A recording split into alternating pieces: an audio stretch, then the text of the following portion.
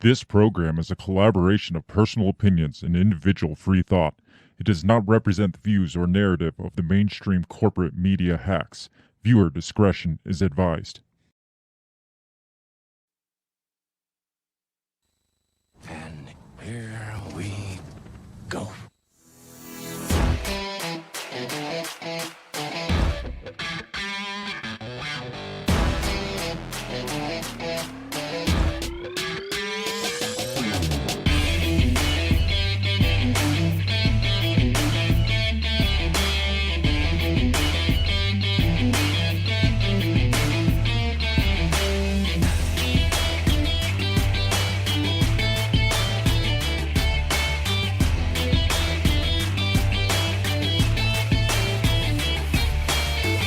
Live from the bell tower, taking a stand for your rights, your liberties, and all the bullshit in between. You're listening to Break the Bell Podcast. Ladies and gentlemen, it is Monday night. Welcome to the Break the Bell Podcast. Hello, beautiful bell breakers. You know who we are, or maybe you don't know who we are, but They know. you're They know. here, so that's what matters. If you're here, you know kind of who we are. So And if you're here and you don't know who we are, stick around. yeah, stick around. We'll introduce ourselves the For right bad way. or good. Yes. Maybe you don't want to know who we are. Maybe Yeah, right. that's how we lose viewers. Like, oh, it's So- those guys. So it's officially happening. Not official. It's unofficially happening. Yes. It's not official yet, but it's happening supposedly. Yeah. Donald Trump is going to jail, according to some sources, including possibly Donald Trump himself is saying the same thing. That sounds like an MSNBC fan fiction.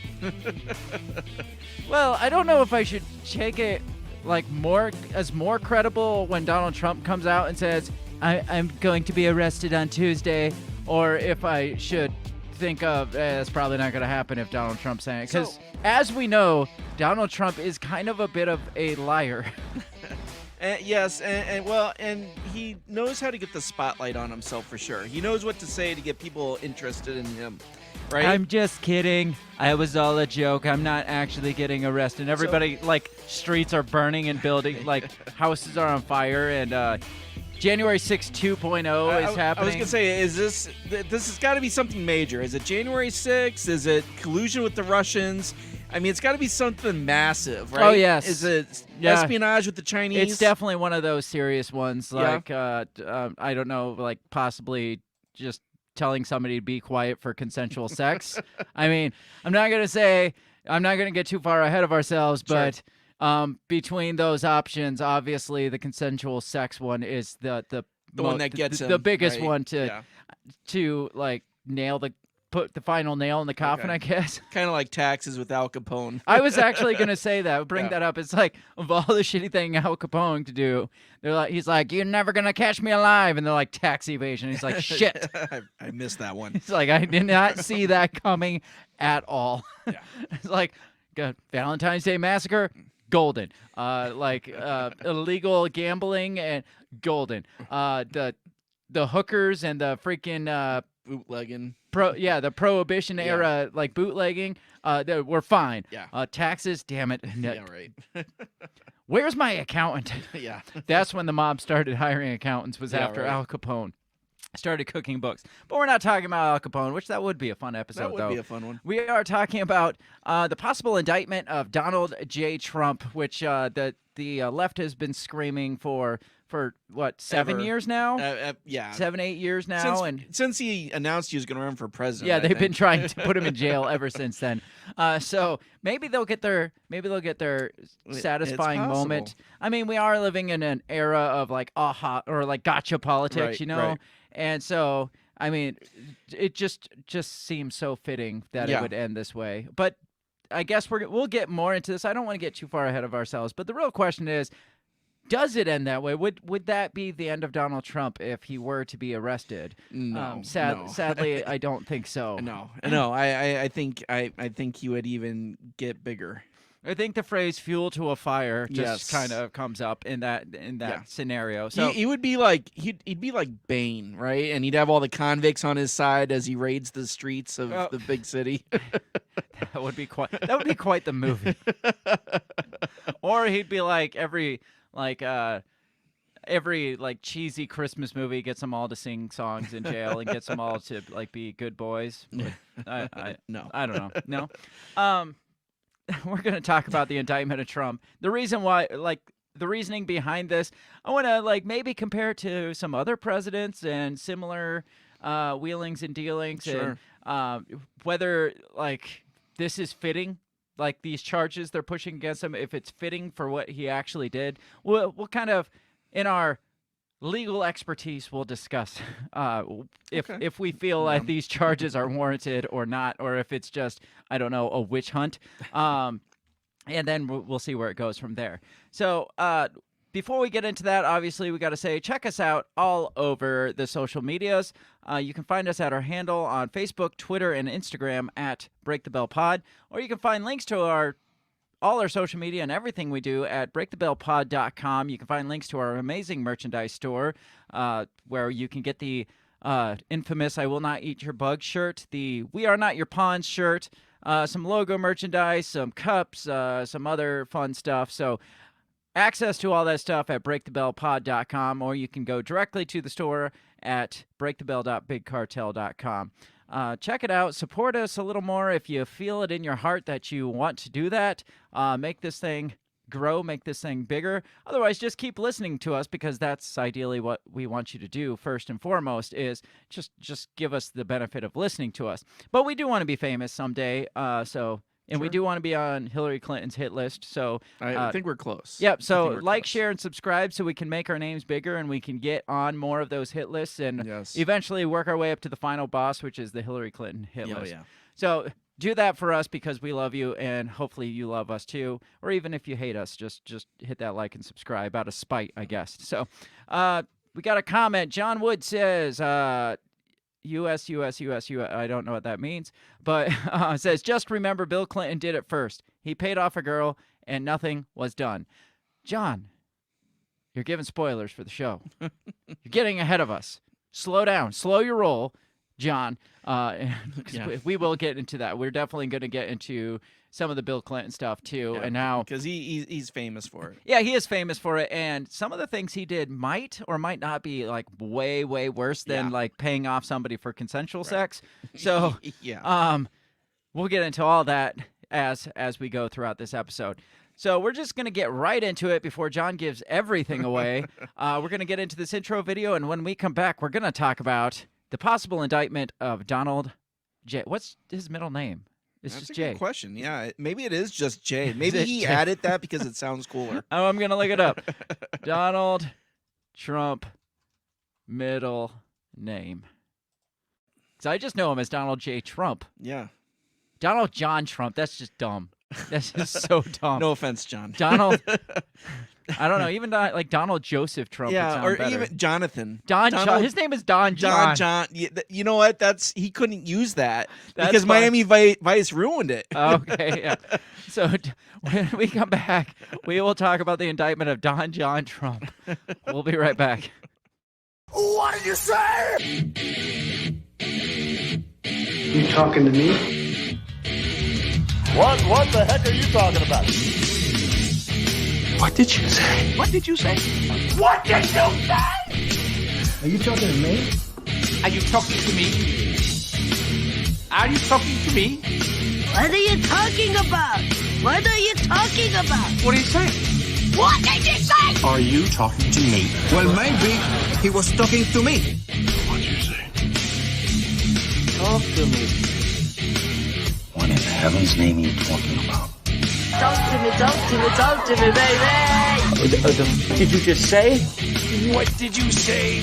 You listen to me. Are you talking to me? Are you talking to me? What the hell are you talking about?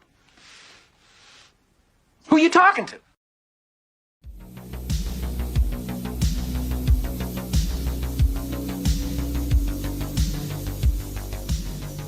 All right, we are back. Like we were saying in the pre-show, pretty much since Donald Trump, or Don John, I'm going to start calling him Don John from now on. Since Don John took office back in 2016-17, there was like a mad dash to throw all kinds of shit at him and see what stuck. Not literal, maybe literal. Probably literal, yes. But figuratively, like all kinds of criminal charges, lawsuits. Oh, yeah. Fraud charges. Now, I did see, before we get there, how many legal troubles he's been in his life. I'd be curious. Donald Trump, legal. Because I remember the legal affairs of Donald Trump. The Trump University, remember that one? That was supposed to be like a big fraud thing, and it just never went anywhere. According to a 2016 analysis, so pre-election, pre-presidential, him and his businesses were involved in 3,500 legal cases. Okay, but is some of those bankruptcy and 3,500 lawsuits. Out of those, 1,900, his company was the plaintiff, so he was suing. Okay. 1,450, he was the defendant. Okay. And bankruptcy was about 150, I think. Oh, okay. So roughly 1,600 cases. Yeah, against him. Yeah.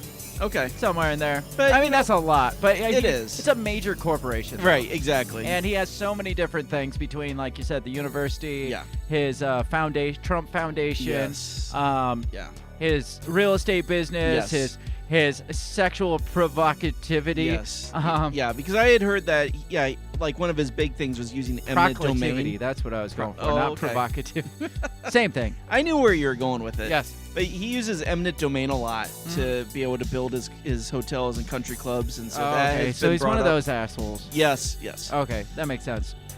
So, just since, like I said, since he took office, there's been a hell of a lot of freaking things just being thrown at him. Like the Stormy Daniels payoff. Was like almost immediately. Russia collusion. Right. We can't forget Russia collusion. Yes. That's one of our favorites. The Steele dossier and him colluding with Russia to leak information about Hillary Clinton or hack the servers or hack the freaking voting machines. All just Russia collusion. That's so broad that probably covers like 80 on its own. Yeah, because in there was a number of things like they thought the Russian government had like video of him with a prostitute. And so that they were using that as leverage against him and stuff. All kinds of shit. Yeah. Russian collusion. Impeachment number 1. You can't forget that. Oh, yeah. The threatening to withhold finances from Ukraine if they didn't give up information about Joe Biden. His tax return. Yes. Transparency issues. Like, well, he's obviously committing tax fraud because he won't release his tax information. Obviously, there's January 6th and then the infamous impeachment number 2 that came with it, which set an unprecedented moment in history. The second time a president was impeached, and the first time a president that was no longer president was impeached. Yes. So, and don't forget the FBI. Yeah, the FBI raid on Mar-a-Lago with looking for classified documents. Yeah. So out of all just those few things, which all were really big news. Yeah. Which one did they get the shit to stick? Was it the Russia collusion? Was it obviously the Mar-a-Lago classified documents? I mean, if it warrants an FBI raid, it's got to you would think charges so. come. No, it was freaking Stormy Daniels. Yeah, Stormy Daniels, the one that he paid, and he's like, you know what, this is good. I don't have to worry about this one again. Yeah, and then it came back right away. Yeah, you know the porn star that gets paid to have sex for a living, right? And which.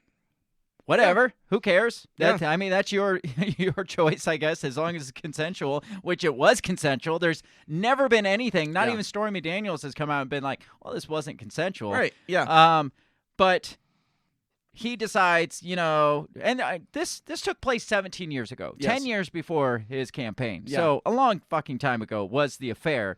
And then he comes out and decides, I'm going to give you a fat check. And she accepted the fat check to not say a damn word, to just keep her mouth shut. That's all she had to do. Yeah. $130,000 just to keep her freaking mouth shut. She couldn't even do that. And then what'd she do? Blabbed it. She wrote a book. Yeah, she wrote a freaking book like a week later. Something like that. It's like, you know what I'm going to do with this fat check? I'm going to go write a book. Yeah.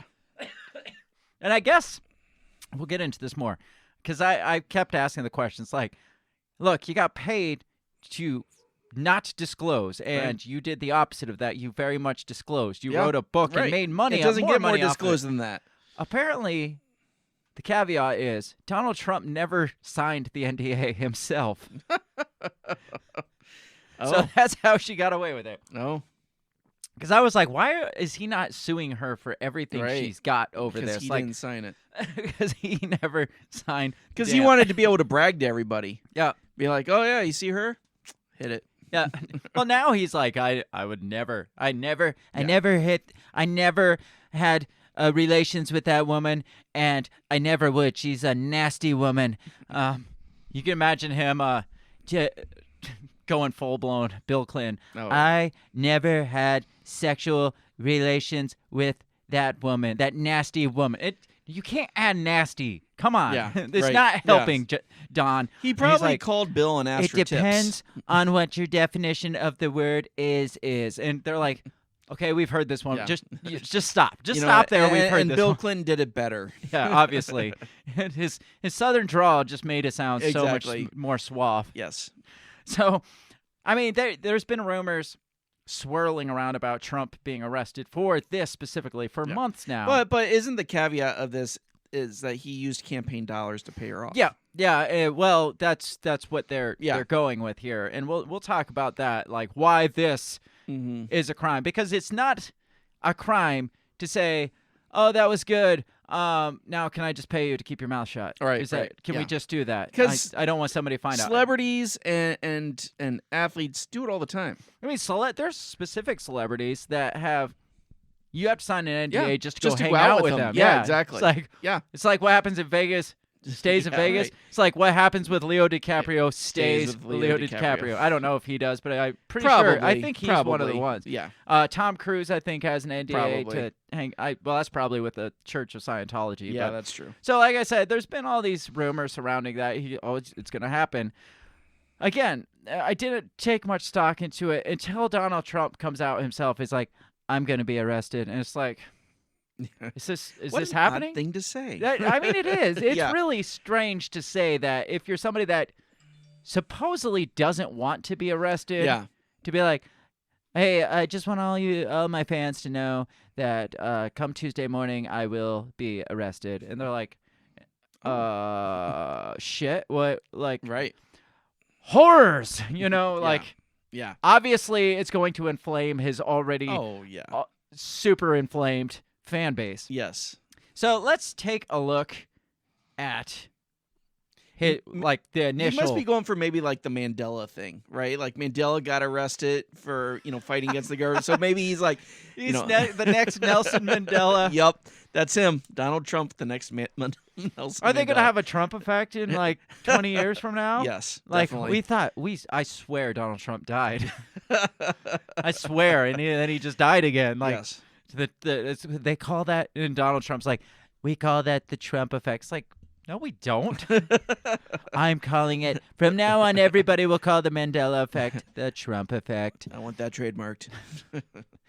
So this is from CNN. It says, Trump says he expects to be arrested Tuesday as New York law enforcement prepares for a possible indictment.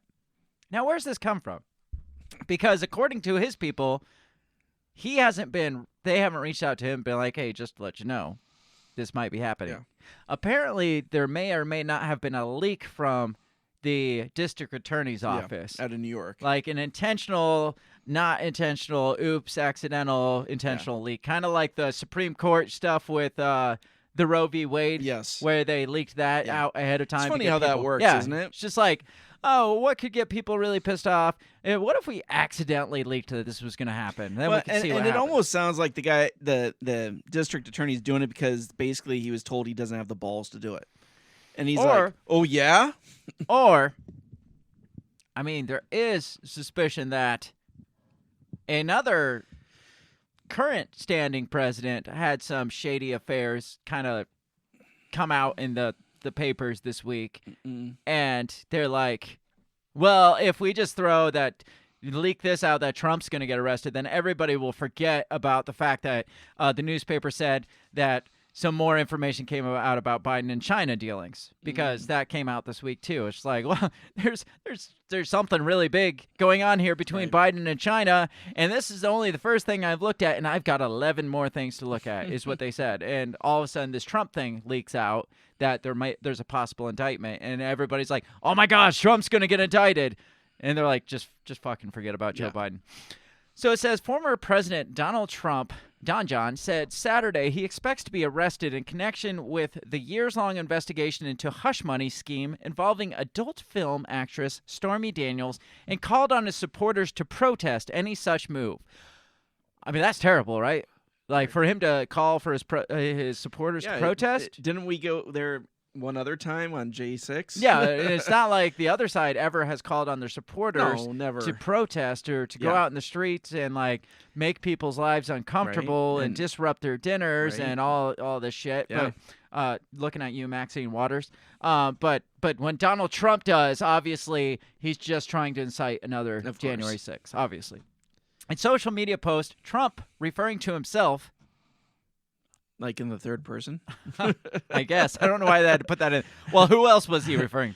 Trump, referring to himself, said the leading Republican candidate and former president of the United States will be arrested Tuesday of next week. Okay, that makes sense. That sounds like Donald Trump. Yeah. Instead of saying, I might be indicted next week, we got to add. I just want to let you know the leading candidate and future president of the United States. And former United States president and future president of these United States, of the greatest country in the history of the world, under the direction of the greatest leader in the history of the world, might be arrested next week. Or it says will be arrested next week, though he did not say why he expects to be arrested. His team said after Trump's post that it had not received any notification from prosecutors. CNN's John Miller reported Friday that meetings have been going on throughout the week among city, state, and federal law enforcement agencies in New York City about security preparations for a possible indictment of Trump. An echo of Trump's appeals to supporters in the wake of 2020 presidential election, he called for action, writing, "Protest, take our nation back." So, I mean, that's all he said, and obviously... inferences were made. Yeah. In echoes of the horrors of January 6th, he called on his supporters to protest. The former president has been agitating for his team to get his base riled up and believes that an indictment would help him politically. Multiple briefed on the matter told CNN. Any indictment of the former president, who is running for re-election in 2024, would mark a historic first and quickly change the political conversation around an already divisive figure. While Trump has an extensive history of civil litigation, both before and after taking office, a criminal charge would represent a dramatic escalation of his legal woes as he works to recapture the White House. Another witness is expected to testify Monday before the grand jury investigating the hush money payouts.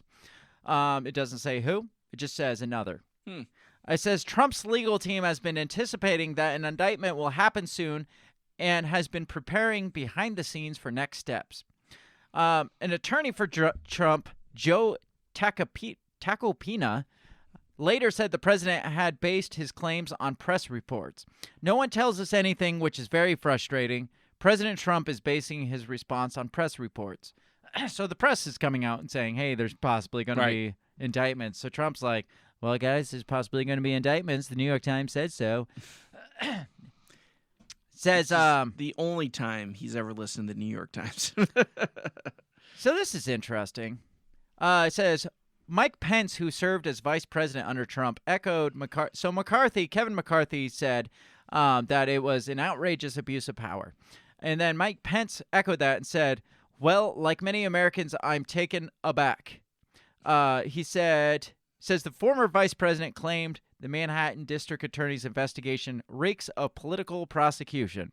I mean, even if it's... I mean, Donald Trump has said for years that the left hates him.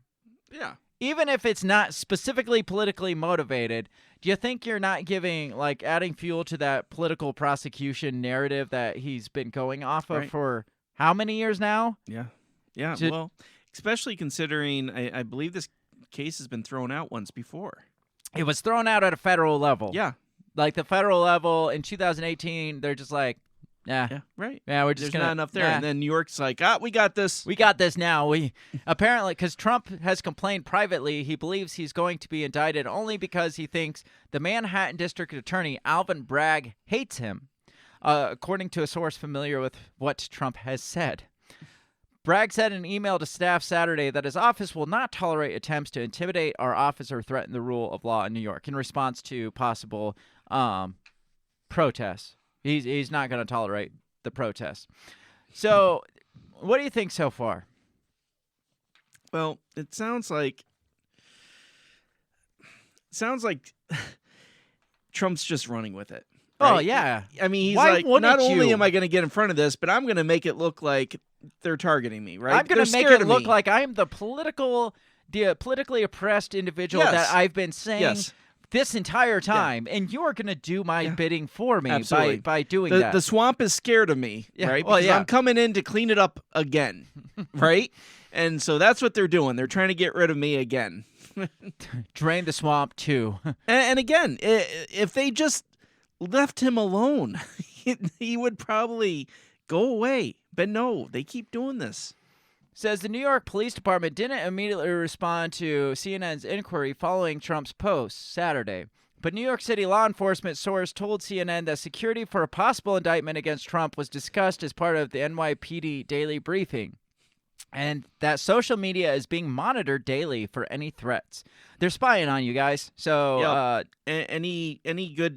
anything saying, hey guys, let's go downtown Manhattan and because let's stop Trump from getting indicted. yeah, they're watching you, and the person you're talking to on social media is probably a Fed, just so you know.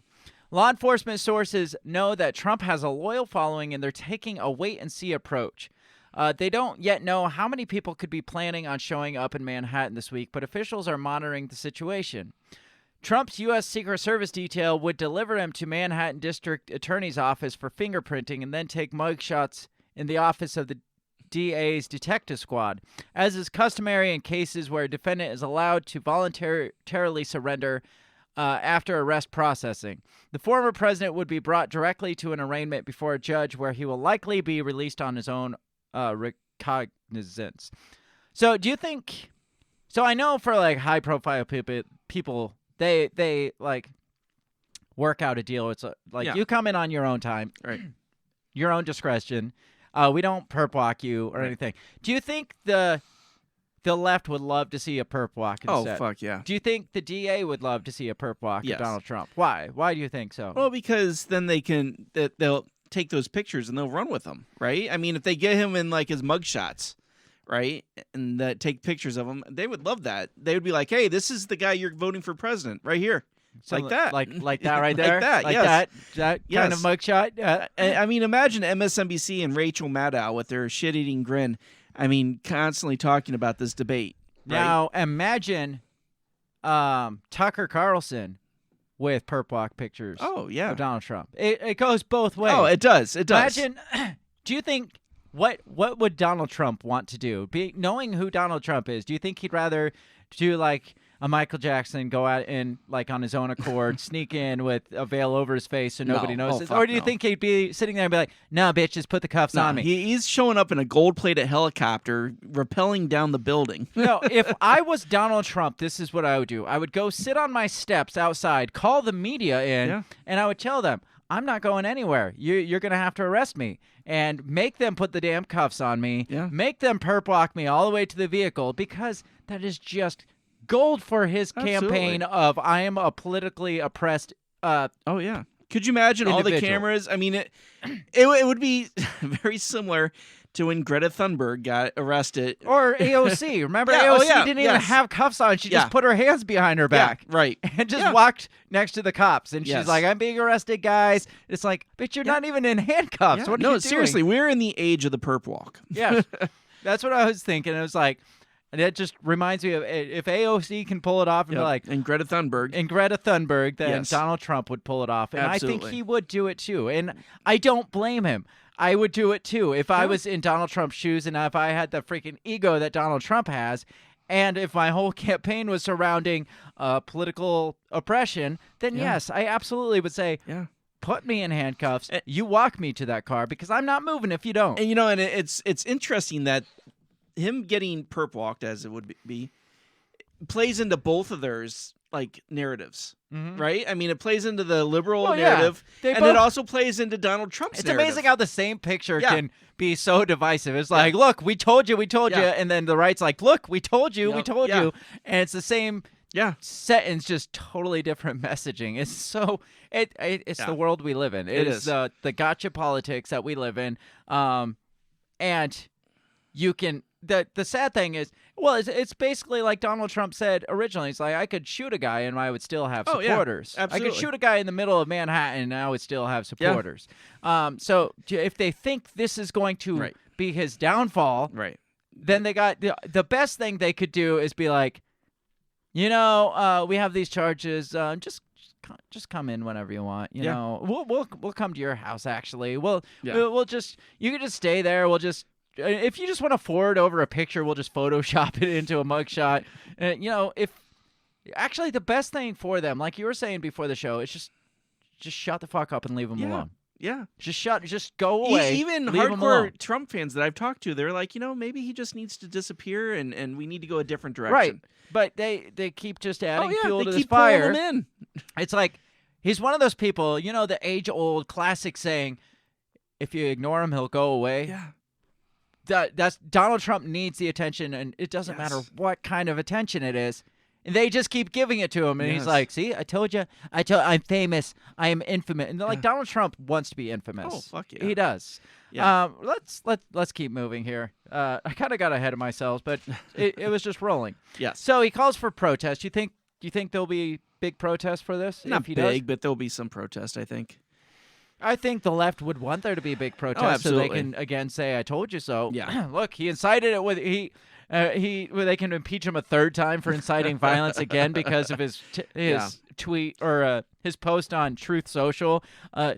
Go to the streets and protest and take America back again. Now, do you think they would have protested if he didn't say that? Oh, if he didn't tweet at all? Yeah. I mean, there would be some protest. Yeah. But it would be more of a surprise, and people. There wouldn't be, like now we had from Saturday till Tuesday when he's saying he's potentially going to get arrested, that people can go and just plan for this shit and possibly make this, like come from out of state, like all protests are, and make a big noise and then go back home to their cushy lives because that's what protesters do. But if he would have just got arrested, there would have been protests, but it would have been like, oh, my guy is like... Let Donald go. Let Donald, and there'd be like 6 people standing outside. Right. Yeah. But it will be bigger because he said something. Up ahead of time. So what else?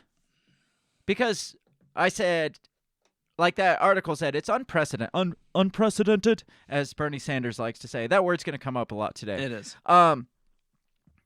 It's unprecedented for. It's the first time a former U.S. president has been arrested. Did you know there was one time a standing U.S. president got arrested?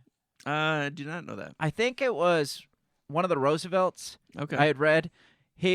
Some police officer arrested him for speeding or something. Oh, really? I don't even know if he knew who he was, but it was just like a dumbass moment. Yeah. He was speeding and got arrested for some traffic violation. So that's happened, but a former U.S. president has never been officially indicted and arrested. So that makes it unprecedented. Well, yeah, because even Nixon got pardoned. Well, yeah, I mean, Nixon resigned before he was charged. But right? even Gerald Ford had decided, it's best for the country if he doesn't Let's face just charges. move on, yeah. You're right. Other things that make this unprecedented is, as the House GOP says, the fact. Let me see if I can pull this up. The unprecedented abuse of authority by the Manhattan District Attorney. Yeah, and a lot of people are throwing that one around. Yeah, like massive abuse of authority, apparently, based on the charges specifically, because this is something that so many presidents have done, like hush money, payoffs, campaign finance, fraud, or like misuse of campaign finance. It's a slap on a wrist, maybe a fine at most. Right, it's a misdemeanor. Misdemeanor, maybe.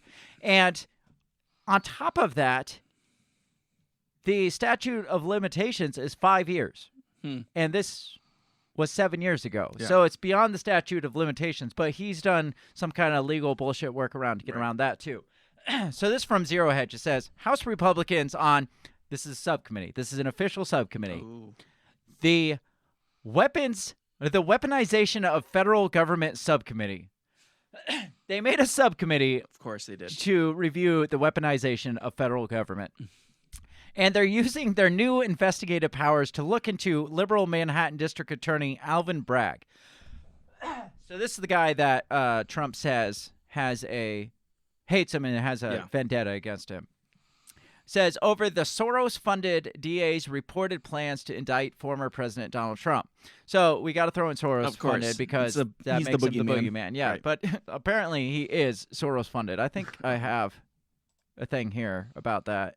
I'm not going to read the whole thing, but said this is so ridiculous because he's indicting Trump over this $130,000, and then I think there was a $150,000 payout to another porn star or something too. He likes his porn stars. Sure. I don't know what to Everybody's say. got type. But apparently, George Soros backed a foundation called the Color of Change PAC.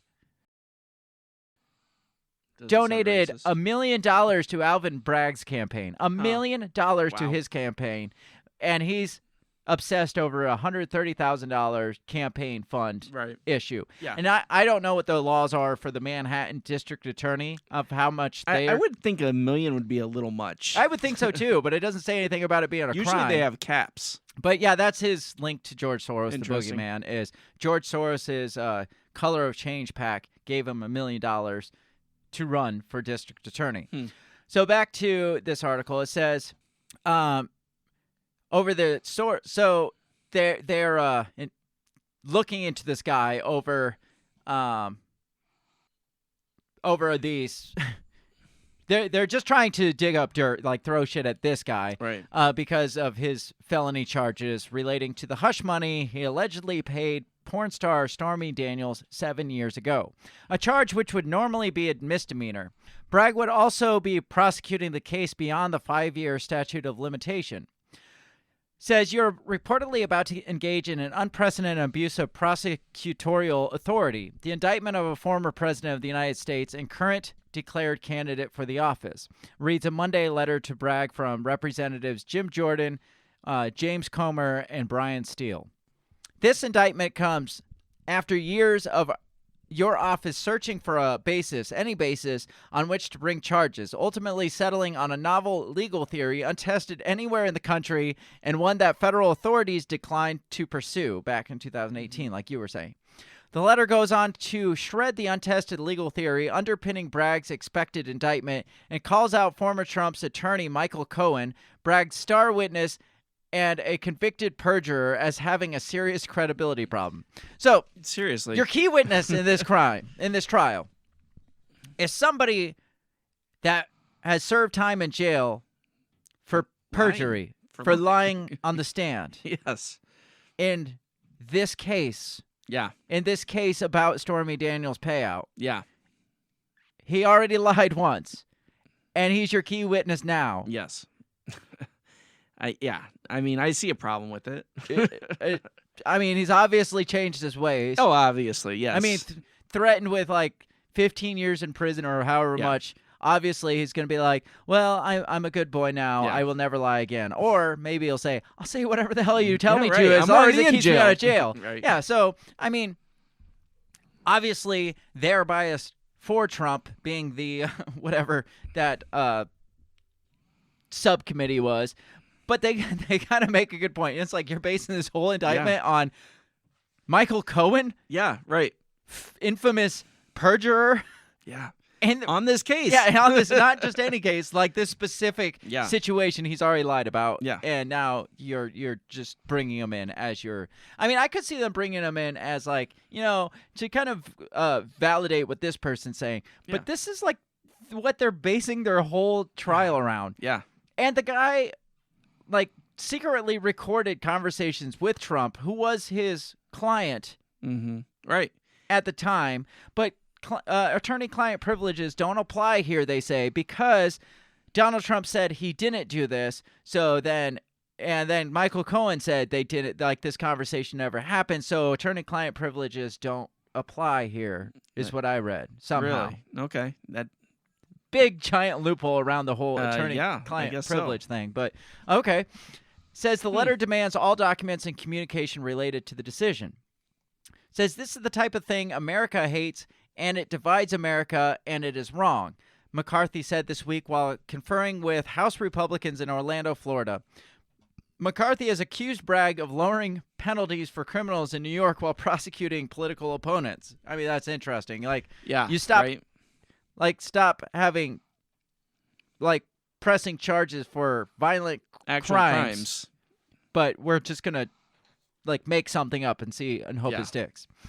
It's interesting to me he spent his whole time as DA lowering felonies, not to prosecute. I think Republicans and Democrats alike hate this type of justice. Republicans stopped the radical D.C. crime law, and we will investigate any use of federal funds that are used to facilitate the perversion of justice by Soros-backed DAs across the country. Then it goes on to say, Florida Republican Senator Rick Scott echoed McCarthy's sentiment, saying no federal dollars should be used to prop up this radical Soros-backed activist attorney or his gross political attacks. They keep using the word Soros just to make it worse. But I guess they have something to base that off of. Right. It says even Florida Governor Ron DeSantis, who's been encouraged to speak up, accused Bragg of weaponizing his office. And he was one that was kind of in a spat back and forth with Trump when this stuff was coming out to begin with. But now he's just like, are you really going to do that? Right, I mean, yeah. that's blatant, like, weaponization of your office there. Says, according to the House Oversight Accountability Committee Chairman James Comer, the timing of the leak from Bragg's office over the indictment is suspect. So this is what I was saying. Like, apparently this leaked out. Right, yeah. And James Comer is like, it's pretty coincidental that this leaked out when it leaked out. Says the indictment news leaked right after Mr. Comer revealed that he had obtained bank records showing Biden's family members were involved in business transaction with Chinese company that paid them more than $1 million. Did James Comer just talk about himself in the third person? Says Mr. Comer called the DA's targeting of Mr. Trump an effort to detract from the Biden-China probe, but at the very least, it's another example of a two-tiered system of justice. So there's a lot to unpack there. Right. Unpack there. And that makes sense, right? Like, message comes through, hey, if you're going to pull the trigger on this Trump thing, this is the week to do it. Yeah, it's like we unleash the Trump thing right now because this is really serious. Like, people are starting to look at Joe Biden here, and we got to remind them that Donald Trump is bad, and he's so much worse. Like, it doesn't matter what kind of fraud or money laundering or whatever you got. Financial issues that Biden did. Trump is bad. He's so much worse. So that's the narrative. Let's play that out that way. Yeah. It's really, the really funny thing to me is even Michael Avenatti says this ain't gonna stick. Like this. Do you remember who Michael Avenatti was? I don't. He was Stormy Daniels' lawyer. Oh. In the whole situation. Really? So even her lawyer comes out and is like, yeah, this isn't really going to be a thing. Yeah. He goes on to say in a tweet, he says, there are many critical facts and pieces of evidence relating to the hush money scandal that have yet to see the day of light, i.e. texts, emails, etc. And they will unfortunately be very damaging to the prosecution if Trump stands trial. At this point, you simply can't build a case. Let me click on that because there was a little more to it. So he's pretty much saying that, guys, we tried this. I tried this. There's not much case here.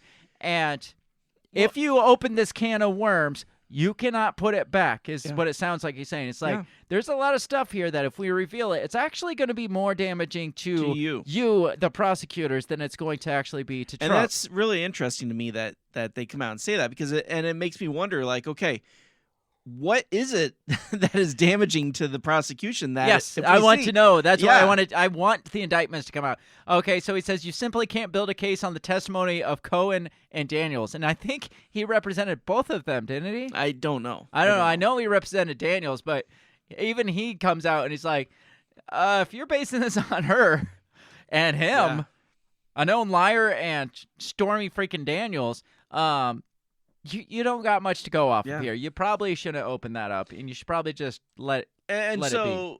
I can see Trump with this shit-eating grin being like, yeah, let's play this out. I'll do the perp walk. Let's see what happens. Do it. Yeah. I dare you. I dare you to do it. You don't know what Stormy Daniels is into. This will show all the all the weird things Stormy. I don't care. They know I got a mushroom dick. They don't care. Yeah, right. Or you don't know who else was with her, right? Yeah. Yeah, Like, let's show her client list. Let's see who she's been with. Yeah, but for Michael Avenatti, Hillary, Michelle, who was like the Saul Goodman of this whole situation to begin with. It's just like, oh, you got dirt on Trump? Let's do this. Let's write a book about it, and then let's sue Donald Trump and all the shit. And then he comes out, he's like, don't prosecute. Just please don't. Yeah. Like, a book is fine because we have creative liberties with a book. But indictments, those have to be like honest shit. And things come out, and we don't want shit to come out. So, yeah. But it, along with the Biden information, it does make you think like, okay, well, they don't care if anything sticks.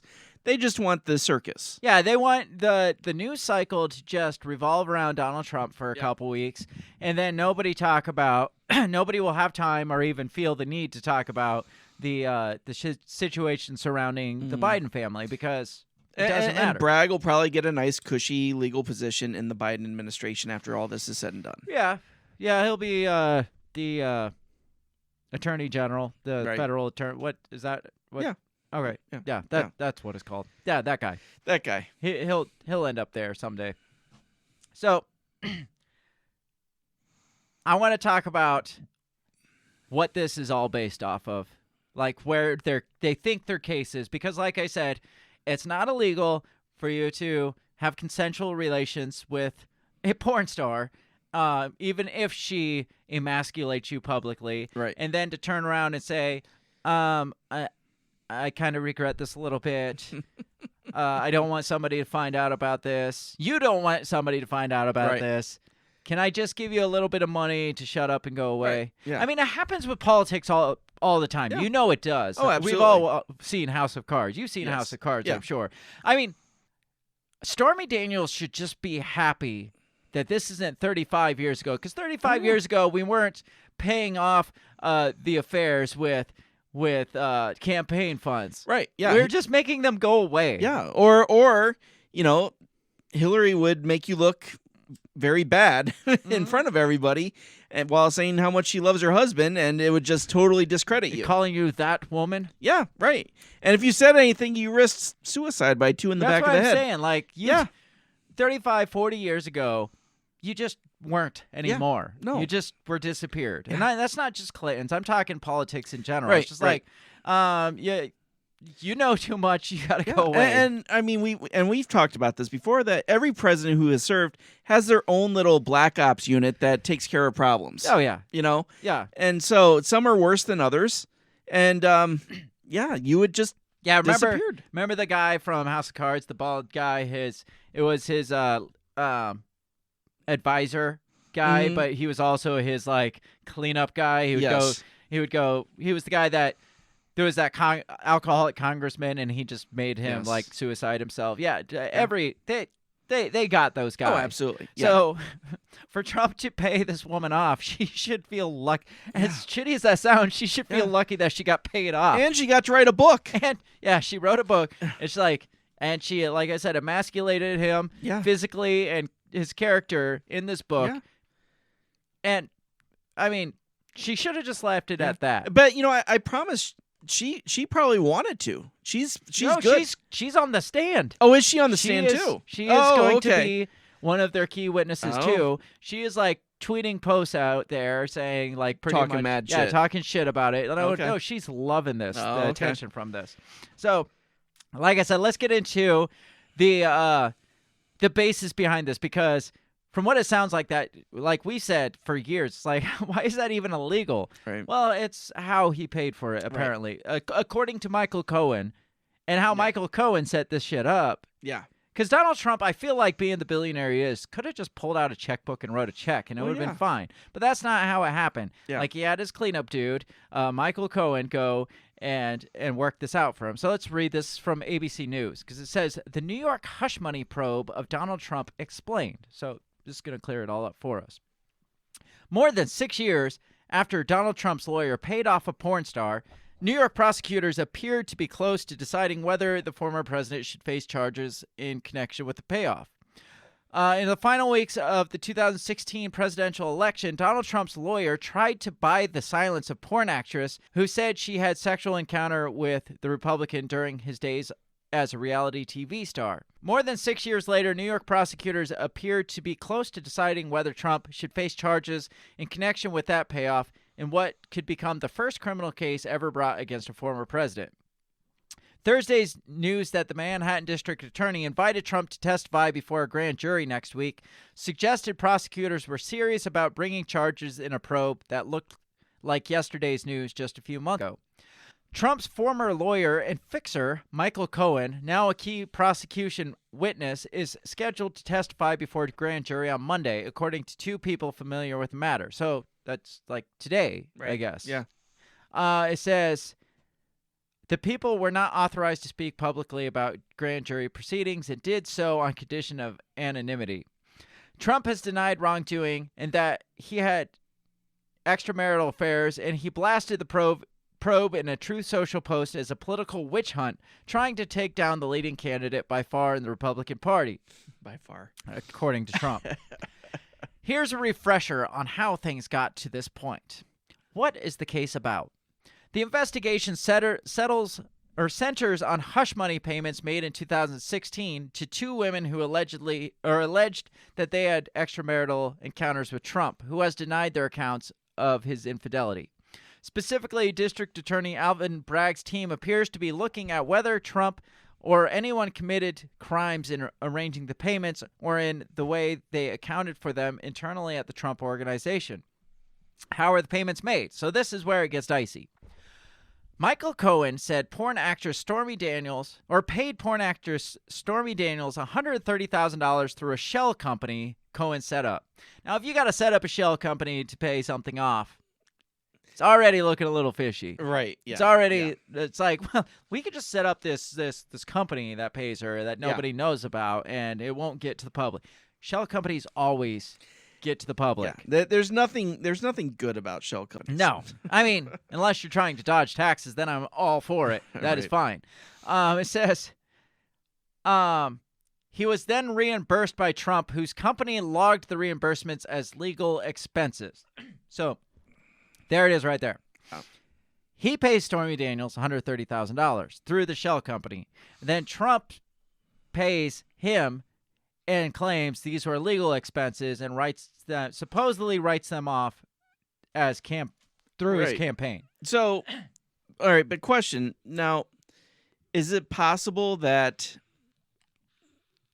Trump has plausible deniability? I mean, is it possible that Cohen did this without Trump's knowledge? That's what they were claiming to begin with, but then factors in the secret recordings of Michael Cohen. Gotcha. So apparently there's a little bit more, like he did know a little more based on those recordings. Gotcha. I think it talks about that in a minute. Because it says, then it goes on, it says, early in 2016, Cohen also arranged for former Playboy model Karen McDougal to be paid $150,000 by the publisher of the supermarket tabloid The National Enquirer, which squelched her story in a journalistically dubious practice known as catch and kill. So the way this sounds is that this sounds that Trump had the National Enquirer buy the story to squash it. They paid the National Enquirer for her story, so they're saying that's actually the National Enquirer.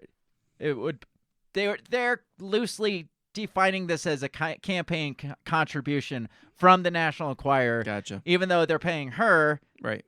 But that helped his chances at the election, so that $150,000 was a campaign contribution. Like, they're semantics here. Right. They're like, well, they convinced this guy or this company to pay that woman. Yeah. That woman. Like, I know I owe you $40 for lunch, but I'm gonna give you I'm going to give you this gas certificate Yeah. for $5 to help put towards that. Right. Right. So, yeah. So, even though it's paying off, not Stormy, the other one, Karen Right. McDougal. Yes. They're considering that a campaign donation because that somehow influenced because that was influential of the election. Sure. The whole goal was to influence it or to I like get that. somehow, And that is, I mean, that is shady as hell. right. It goes on to say Trump's company, the Trump Organization, grossed up Cohen's reimbursement for the Daniels payment for tax purposes, according to federal prosecutors who filed criminal charges against the lawyers in connection with the payments in 2018. So not only did he pay her through the shell company, then he did some kind of like He gross- declared it on his taxes. Yeah, probably. Cohen got $360,000 plus a $60,000 bonus for a total of $420,000. Cohen pled guilty to violating federal campaign finance law in connection with the payments. Federal prosecutors say the payments amount to illegal, unreported assistance to Trump's campaign, but they declined to file charges against Trump himself. So federal prosecutors arrested Cohen. Cohen pled guilty. They said, yeah, that was illegal assistance to Trump, but then they're like, yeah, we're not touching that. Yeah. That was back in 2018. Right. Says Cohen says Trump directed him to arrange the payment. Cohen also made recordings of conversation in which he and Trump spoke about the arrangement to pay McDougal through the National Enquirer. At one point in the recording, Cohen told Trump, I need to open up a company for transfer of all that info regarding our friend David, referring to David Pecker, who ran the Enquirer's parent company at the time. The poor guy. Is that like Deep Throat?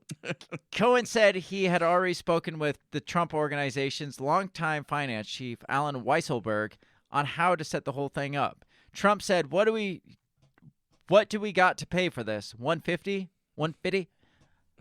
Today, Trump characterizes the attempts to get him to pay money to the women to keep quiet as extortion, which technically it kind of is extortion. Yeah, it is. Legal experts say a case could be made that Trump falsified business records by logging Cohen's reimbursement for the Daniels payment as legal fees. But that's only a misdemeanor under New York law, unless prosecutors could prove he falsified records to conceal another crime. So then they start looking at this as, I don't know, this is a lot of just like, Yeah, legal finagling. yeah, like Cooking the hoops they're books. jumping through Yeah. to make these To charges. hide it, yeah. Well, they're like, well, calling this legal fees is a misdemeanor, but if Right. they're calling it legal fees to hide a crime, then that's a felony. Right. And so that's when they're jumping through loopholes to say, well, technically that was a campaign donation that was unreported because it was $150,000 from blah, And it blah, did blah, help his blah, blah, campaign, blah. so yes. yeah. So a lot of blah, blah, blahs Yeah, a lot of blah, blah, blahs. to say this is a crime. Yeah. This is a felony. Right. And like you said, they had to do a lot of legal finagling on their side to be Yeah. able to figure that out. TK says, so how about the Epstein list? Yes. Says a massive pedo ring lives freely among the U.S., and this is top priority. Exactly. Somebody paid somebody money to not say we had sex, and that's the biggest important news right now. Yeah. That's what we should be going after them criminally for. Not like the pedo stuff, Right. but this. So where are we at so far? A lot of legal finagling Yeah. to prove a point. Yeah. A lot of like backflips and Yeah. mental gymnastics to Yep. say, hey, this is a federal crime. Specifically because what I want to get into the second half, and that's comparing to like some situations of other former presidents or presidential candidates and the semantics of how they made these things work. Like some of them are very similar semantics that they used. And it's just like, that was wrong, right? They're like, yeah, it was wrong. Okay. Yeah. And in this, Right. they're like, jail. Yeah. Fucking jail. You got to go to jail, man. Yeah. And some of the things I want to talk about, like I mentioned in the intro, are much worse than this. Yeah. And they're like, nah. Yeah. But jail for Donald Right. Trump. I mean, it's most logical sense in all of this. Well, but a lot of that is because he has a lot of political opponents, and none of them look at him as legitimate president. Mhm. right? Whereas the other ones, it's like, okay, respect of office, we're just gonna let this one go. Not with Trump. They've never looked at him as a legitimate president. They won't even call it, like, say his name. They'll say my predecessor or that guy previous before. Administration. Or Right. you know the guy that we don't speak of. Yeah, it's right. like Voldemort. He shall not be named. Yes. Yeah. Like on The View, they won't mention his name. Biden calls him my predecessor. Yeah. He won't say his. So he doesn't get that. He doesn't get that distinction of office because he's not recognized. Maybe side thought. Maybe Trump has like a freaking copyright on his name where they have to pay him every time they say his that name. would be Maybe interesting. that's why. I could see that. Because I mean, they have Trump Towers, Trump organization. Yeah. Maybe He's a every brand. time they say his name, they have to pay him like $1, and like That we could don't be. want to pay him No, $1 so every he's time. the previous predecessor. My predecessor, previous that Administration. guy. Yeah. You know. Yeah. So Mr. Orange. I had mentioned that the statute of limitations part and the BS workaround that he had for that.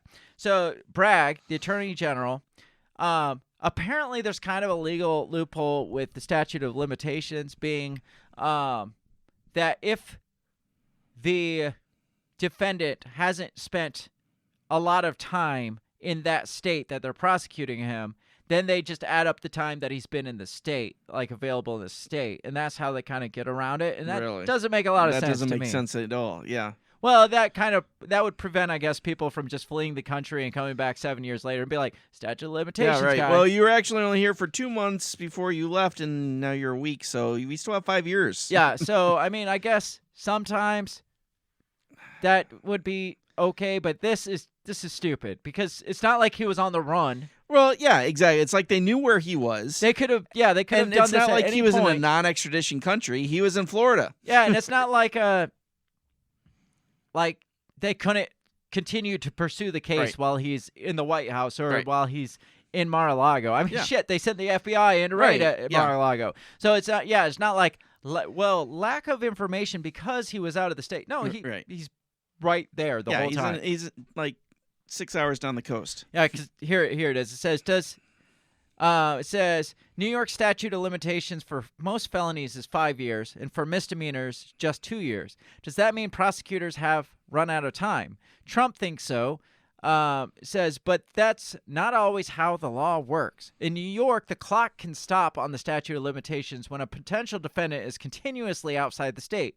Trump visited New York rarely over the 4 years as president and now lives mostly in Florida and New Jersey. So, yeah, legal loopholes. It's like, well, technically, I mean, he wasn't here, so that doesn't count. Right. So he's only been here like... It's not like we could, issue a warrant for New Jersey right across the bridge. Yeah. Right. Extradite him to New York. Yeah. I don't know. This whole thing is just stupid.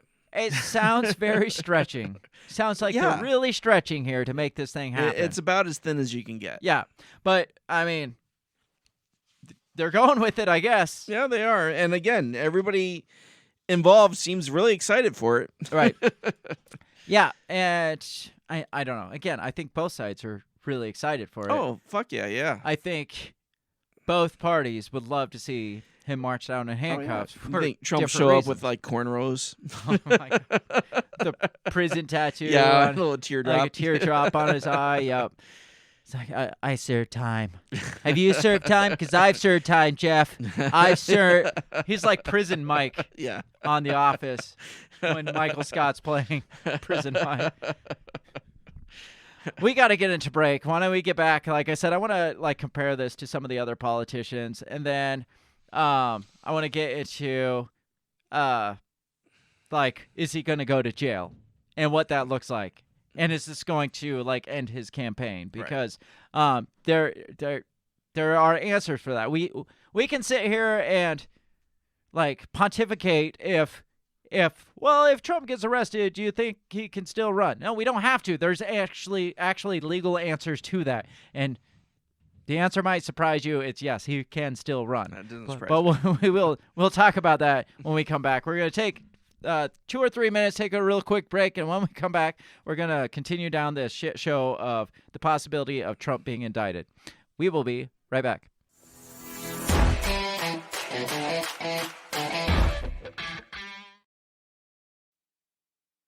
Have you ever thought that maybe voting, maybe all this politics constantly surrounding you is not the way to achieve freedom in your life? Hi, I'm Remso W. Martinez, and I ask myself the same question. That's why I'm on a journey to find true freedom in my lifetime. From learning about financial independence, to new ways to develop rugged individualism, to amazing guests living strange, crazy, amazing lifestyles that you've only thought might be real, but actually are. Go ahead and check out my new show, On the Run with Remso W. Martinez at the We Are Libertarians Network. You can find On the Run with Remso W. Martinez on iTunes, SoundCloud, Stitcher, Google Play. You know how the internet works. Come on down and let's discover how to achieve real freedom in your life together. Hey everybody, I just want to take this time to give a big shout out to the very first sponsor of the Break the Bell podcast. That is Goulash Media. They can be found at goulashmedia.net. Goulash Media specializes in graphic design, web design, audio recordings, video work, wedding videos, music videos, even political campaign videos. Goulash Media caters to the little guy with the big vision. You can check them out at goulashmedia.net. That's GOULASH media.net.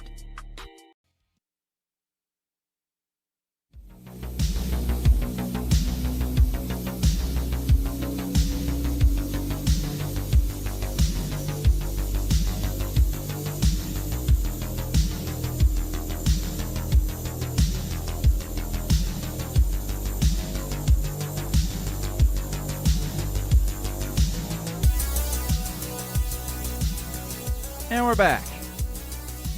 Yes. Talking about the possible indictment of Donald Trump. And first, before we get into that, I want to read my description. I mean, you guys can go see it if you want, but my description was, days ago, Donald Trump predicted he would be arrested this week. What his opponents have been screaming for since he took office. The charges are hush money for consensual sex. Will the charges stick and mark the end of his political dynasty, or will the perp walk bolster his campaign support as a political prisoner? And you reposted this, and you got some comments on it, and so we want to address those comments. Absolutely. Yeah, I mean, the people that comment the way like you're commenting probably aren't people that are actually going to watch this. I wouldn't assume, because maybe they will. So maybe, if you're listening, maybe they're into the show. But if you're not, a lot of times people that comment against what your headline is don't even bother to watch the show, and that's just freaking annoying to me, first of all. Yeah. So if you are one of these people, I want to address these as best as possible. Yes. So go ahead. All right. So first comment: consensual sex, maybe. But why, if it was so innocent, would you pay $130,000 for it? Who cares? That's my answer to that. Who cares if somebody decided, I don't want anybody to know about this? That is not a crime to pay somebody and say, hey, I'll pay you to stop talking. Right. It's not a crime. I mean, if you threaten them, that's a crime. Right. Or if you threaten to extort them, that's a crime. Right. But to say, hey, if I give you this, consensually give you this, will you consensually not say anything about that? Yeah. That's not a crime. I mean, it doesn't matter what the circumstances were behind it. That alone is not a crime, and it's no evidence of a crime. It can't be used in court as a crime. That's not a crime. So and as we said, I mean, celebrities and athletes do it all the time, right? It says, just let it go. But when you claim it as a campaign expense, there is the crime. Next time you get a hooker, try deducting it as a mortgage expense. And we did. I will try that. We've addressed that. We have said that's where it gets a little dicey. That's retarded exactly. to decide. You know what? We're just gonna kind of pay this off with campaign funds. Yeah, that's a little. Or someone saying, "Hey, I'll take care of this for you," and we'll just say it's a deduction to. Yeah, we'll just deduct it from legal fees. Right. Yep. Another comment: hush money for consensual sex leaves out some nuance. It happened right after his wife gave birth to their son. He was not only trying to keep it from the electorate, but from his wife. Cheater and liar, and that's just his wife. He's on his third wife. Okay, first of all, let's address that. He only paid it off to keep it from his wife. First of all, I say bullshit. His wife knows he's a playboy. Yeah. She knows that he goes and hangs out with like Victoria's Secret models and Playboy models and porn stars. She knows this. She was one of them. Right. Yeah. She was a model that he just like decided to hook up with, and he happened to be lucky enough to be like, that was so good, I really want to marry you. And he probably was drunk when he said it. And she's like, okay. Yeah, right. And he's like, we're in on it. Yeah, I mean, and there's no denying the fact that Donald Trump is a piece of shit. Everybody knows that. I'm pretty sure everybody knows that. Maybe not everybody will admit it. So, I mean, that's not the question. The question is that should he be brought up on charges for doing something that we're pretty sure other presidential candidates, definitely politicians have done, if not worse, like we are going to get into. Yeah, and the comment, cheater, liar, whatever, absolutely. Yeah. I mean, I think a lot of people on the others that are anti-Trump assume that because we question this, that we're pro-Trump. No, just but the we're opposite. Not. I will agree with you. Donald Trump is a cheater and a liar and an all-around scumbag piece of shit. Should this stick as charges with everything else that around? No, probably not. I don't think so, because this is so. I mean, it's so minor compared to some of the other stuff. Yeah, and it's like if you're gonna get him for something that is legit. Yeah, right. Don't jump through the legal hoops to try to make something stick because you don't like the guy. Right. It's like, well, I mean, supposedly you've got like classified doc stuff. Supposedly you got destroying evidence stuff. It's like you don't have something legit to stick at him. I mean, this is what you had. Again, it goes back to what they got Al Capone for, which, I mean, it's probably a good thing they got Al Capone off the streets. I mean, he was a really bad dude. Right. But, I mean, I don't know. This is so stretching.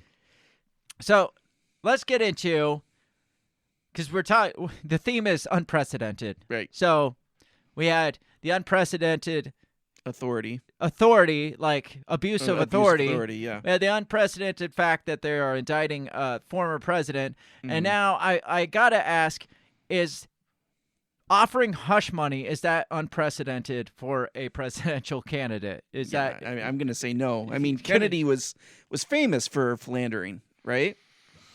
Yes. Think of Marilyn Monroe. I was going to say, at least. Yeah. I mean, one of many. We won't get into my theories about that, too. I mean, she did die unexpectedly after people found out about that kind of stuff. And again, that goes back to Stormy Daniels should feel lucky she didn't like mysteriously overdose of drugs. I don't know. I'm not saying that the Kennedys did that, but I mean, there are theories out there. Yeah, absolutely. That they just decided to shut. She became a liability because she was already on drugs and stuff, and she became a liability. So I mean, there's theories out there. But is this unprecedented for a president or a presidential candidate to offer hush money? The answer is absolutely not. Like fuck no. Like a big no.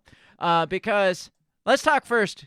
I did an episode without you with my brother about the Clinton body count. And we talked a lot about some of the Clinton wheelings and dealings. Yeah. And one thing we didn't get too deep into was Clinton's extramarital relationships, which there's a lot of. Yes. Donald Trump, there's a lot of. Bill Clinton, they probably give each other a run for each other's money on extramarital affairs. Oh, I mean, they're buddies. Yeah. They probably even tag team Stormy a couple times. Oh, that's gross. That's really gross. Now, Donald Trump is accused of paying $130,000 in hush money to Stormy Daniels, a consensual relationship. Both sides agree that was right. Well, not so much. Trump says it never happened. Stormy doesn't say he raped her or anything.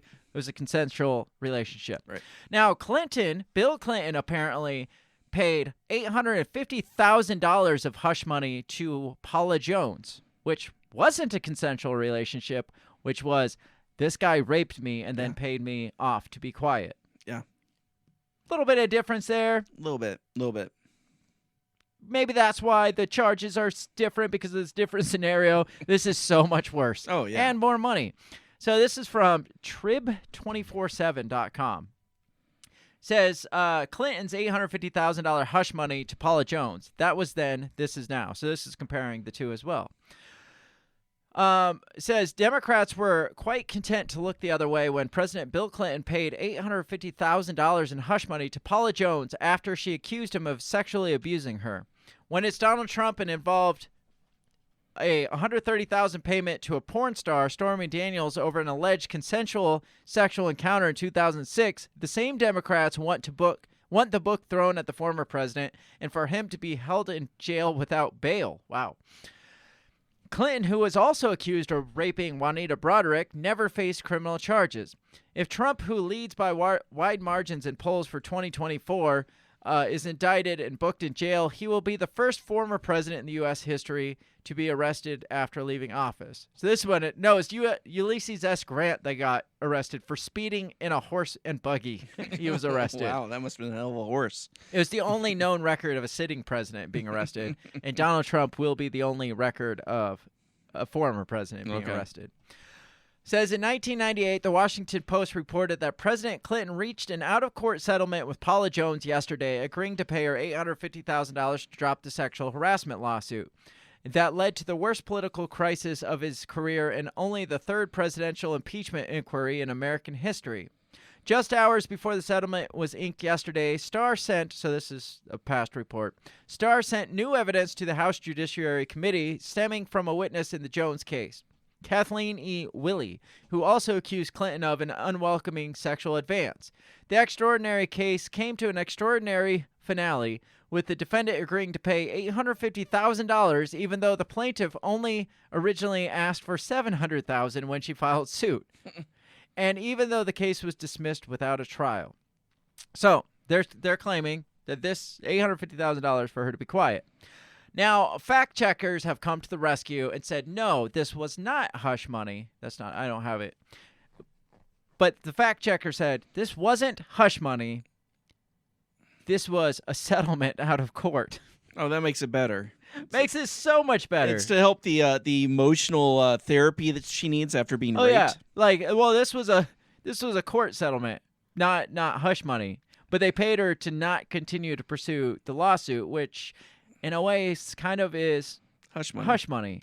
And it kind of, if we're going back to some of those comments, it's like, if you didn't do anything wrong, what do you need to pay the hush money for? Right. It's like, you're obviously covering something up, and if we're going on the fact that Donald Trump clearly did something wrong because he paid to cover something up, well, Bill Clinton paid $850,000 when he was only being asked to pay $700,000 in the lawsuit. He paid more just to get this thing to go away. And that was one of many incidents of Bill Clinton that he just wanted to go away.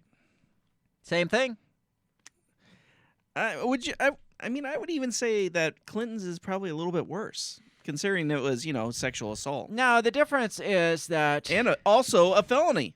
Yes. Now, the difference is he didn't use campaign money for it. Oh, so that's there we go. So he can rape all he wants as long as he doesn't pay her off with campaign funds. Okay. That's where the big difference is here. That makes sense. If you pay it off with campaign funds, then we have a freaking problem because we don't want that pushes it over the edge. We don't want to defraud the political campaign process. Sure. You just pay the rape funds out of your pocket. That makes better sense. Yes, absolutely. Now, what do you think? Do you think there's more people that have at least offered hush money? Yeah, I would probably say so. Think about Obama. Do you think Obama, with his impeccable record, do you think he had any hush money issues? Oh, I'm sure he did. Yes. Barack Obama offered Jeremiah Wright $150,000 just to stop talking. That doesn't surprise me. Just to stop. I remember when he was talking. Yeah, I remember, that was the big thing. They're like, well, he's chickens directly have come home to roost. They're connecting him directly to Jeremiah Wright, who was his pastor, wasn't he? Yeah, that was his pastor to his church. And he had these very, very I don't know. I believe he came out and said America deserved 9/11. Yes. So he's a little bit of a on the edge, the far left edge, extremist type sentiments. It says Edward Klein broke the story in the New York Post May 13, 2012, the same year Obama was reelected, that Obama's team tried to buy Wright's silence during the 2008 campaign. According to Wright, so this is coming from Wright's own mouth. This isn't coming from some unknown, unreliable source like Michael Cohen. This is coming from Jeremiah Wright. He was offered $150,000 through an Obama intermediary, and Obama himself tried to persuade him to keep quiet. So this was the interview with Jeremiah Wright. Says, did Obama himself ever make an effort to see you? Yes, Wright said. Barack said he wanted to meet in a secret, secure place. And I said, you're used to coming to my home. You've been here countless times. What's wrong with coming to my home? So we met in the living room of the parsonage of the Trinity United Church of Christ at South Pleasant Avenue, right off 95th Street. Just Barack and me. I don't know if he had a wire on him. His security was outside somewhere. And one of the first things Barack said was, I really wish you wouldn't do any more public speaking until after November election. Says he knew I had some speaking engagements linked up and said, I wish you wouldn't speak. It's going to hurt the campaign if you do that. So he very clearly said, I want you to stop. It's going to hurt my campaign. Here's $150,000. Yeah. Hush money. No, I mean, that's the definition of hush. It's That literally is, saying, yes. please stop talking. Don't talk. I will pay you money. Just go to the Bahamas for like a month. Yes. Says, so we have Barack Obama wanting to meet in secret and secure location, urging Wright to keep quiet for the sake of his presidential campaign, and offered $150,000 in hush money from a close Obama friend and likely a campaign donor as well. Wright didn't accept the hush money, but by his account, Obama is guilty of everything Trump is being accused of. Isn't that interesting? Is this a recent article then? Probably about 2018. Yep, 2018 when the feds were bringing charges to him. So even Jeremiah Wright's like, what are you talking about? Obama did that with me. Yeah. And that's interesting for somebody like Jeremiah Wright. Yeah. To say about somebody like Donald Trump. Yes. And his close buddy, Barack Obama. My guess is when he offered him that money, that kind of severed the relationship. Yeah, maybe. He's just like, would you just shut the fuck up? And yeah, because that's one thing. Jeremiah, right? He's like, I thought you stood for everything I stood for, and I thought that's what this whole thing was about. Yeah. That's why we're here. But now you want me to stop talking? It's like, it's pretty much like a slap in the face to absolutely everything it was. that they stood for, supposedly. So, yeah, I could understand that, where he would be a little offended by, hey, if you just shut up, I'll give you money. Yeah, yeah. It's like, wait, we've had these conversations. Right. You said I thought that we were the same team. You were supposed to restore order to the force. Yeah, right. I loved you. I hate you. So that brings me to the Steele dossier. That's one of my favorites. This one's one of my favorites, not only because of who it was involving, Hillary Clinton. I mean, she's not a president by any stretch, we can't.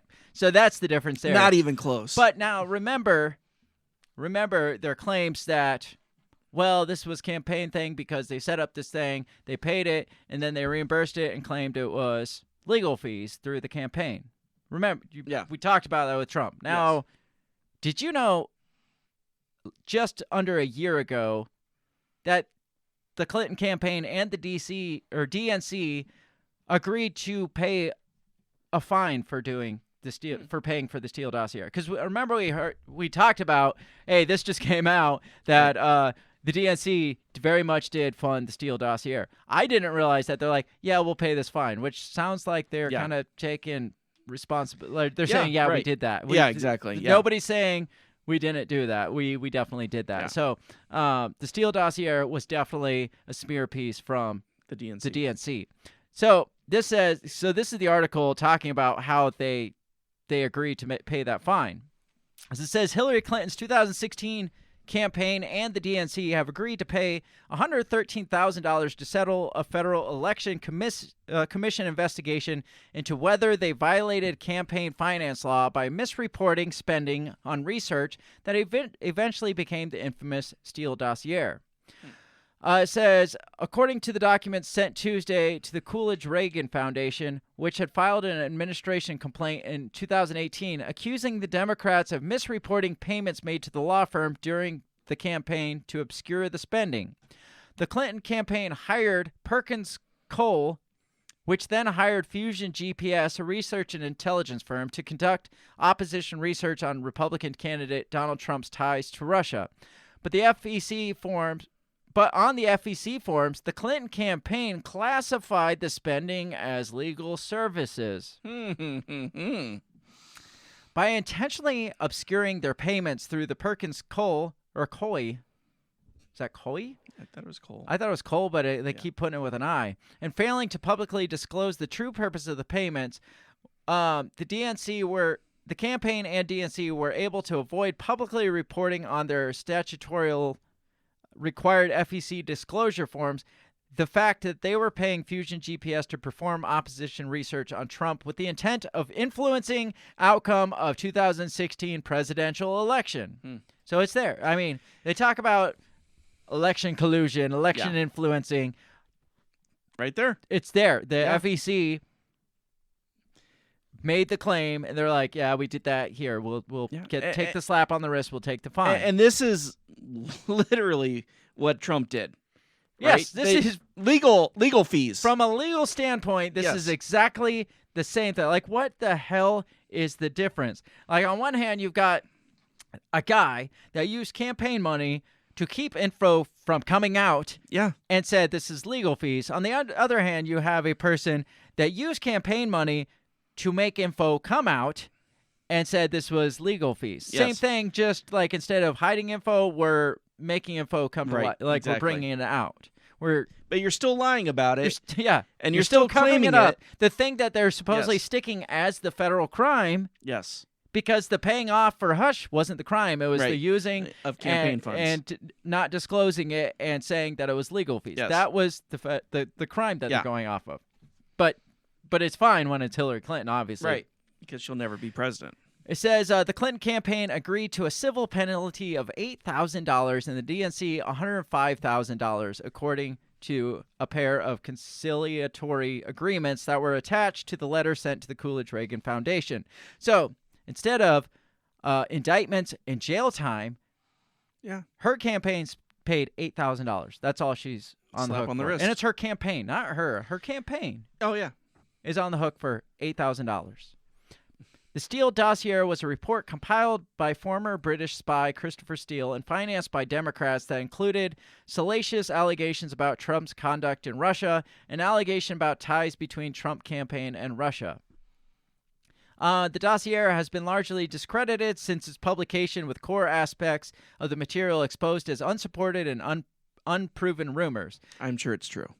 I mean, there's probably some stuff in it that's true, but I don't. The rumors being him colluding with Russia to influence that part. Yes, not that's true. All a bunch of freaking like speculation and rumors and nothing to stick. We all know you can't listen to Great Britain about anything when it comes there, right? Weapons of mass destruction, Russia getting ready to invade Ukraine, which later turned out to be true, but not until Great Britain said it. So I mean,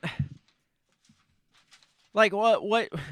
How does that make you feel knowing that the Clinton campaign got an $8,000 fine and Trump is getting potentially jail time? Yeah. But in the very least, like an indictment that could go be like a felony on his record for the rest of his life. Yeah. Like how do you reconcile the two of those and not say that this is a political hit piece? This is a misuse of the justice system as a political weapon, like the Republicans are calling it. How do you not call it that when Hillary Clinton basically did the same thing? Yeah. It's just maybe not as gross because we weren't paying off a hooker. Right.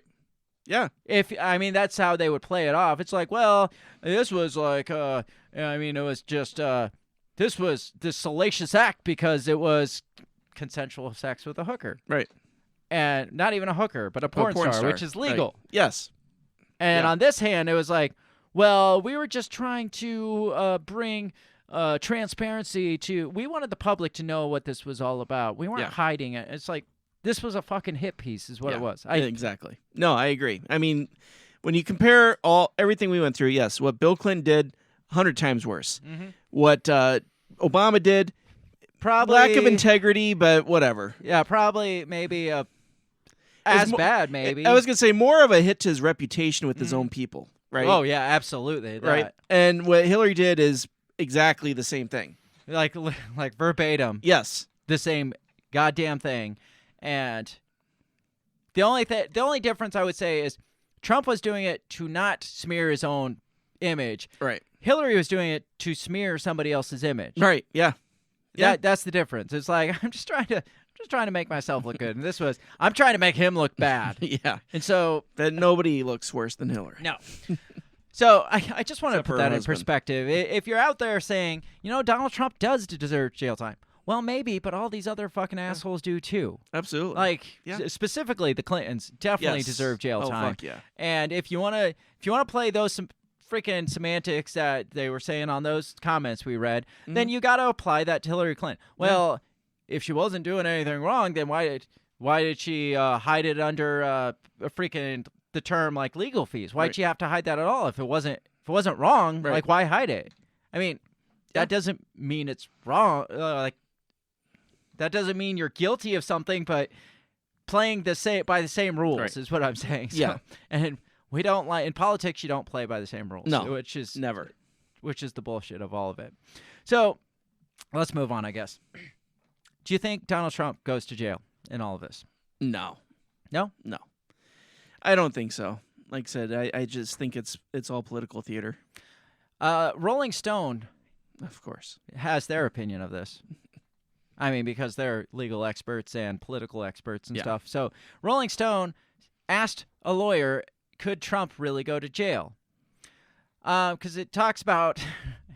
This isn't going to show any bias from Rolling Stone No, at all. not at all. It says, after an attempted extortion of Ukrainian President Zelensky, criminally obstructing the Russian probe, encouraging a mob to attack the U.S. Capitol to prevent the orderly transfer of power that resulted in several deaths, keeping sensitive national defense information for its trophy value, and assorted lesser grifts and grafts over the past 6 years, Donald Trump is on the cusp of indictment in New York County for, drumroll, falsifying business records in the first degree.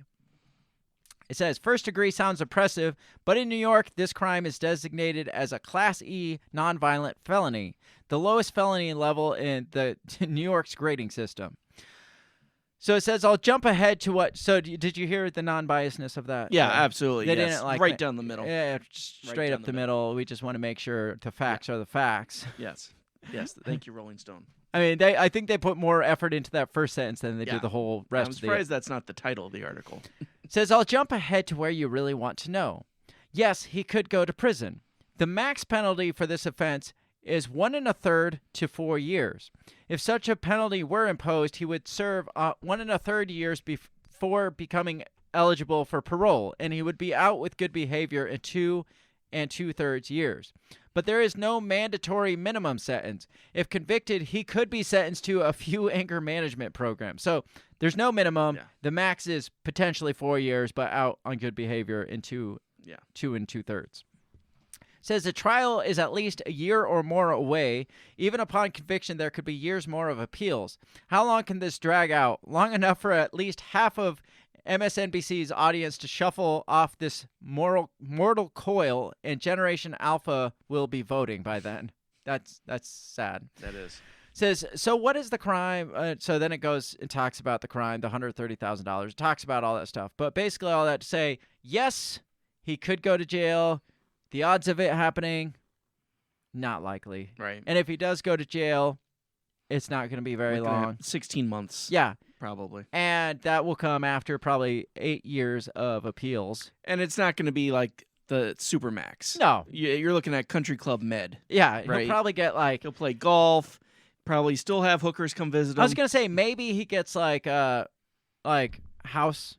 Yeah. Oh, yeah. What's that called? Little ankle bracelet there so he can't leave Where he can't leave his property, Yeah. which is like the size of a small city. Right, yeah, So he's fine. Yeah. He'll be fine. Yeah. So according to Rolling Stone, even though he is a disgusting human being, he probably won't get much for jail time, even though they probably want him to get more jail time. So, of course. So possibly, depending on the judge, I guess, Yeah. depending on how non-biased the judge is in all of this, because he could be like, max sentence, and he's like, oh no. Yeah, 4 years. 4 years.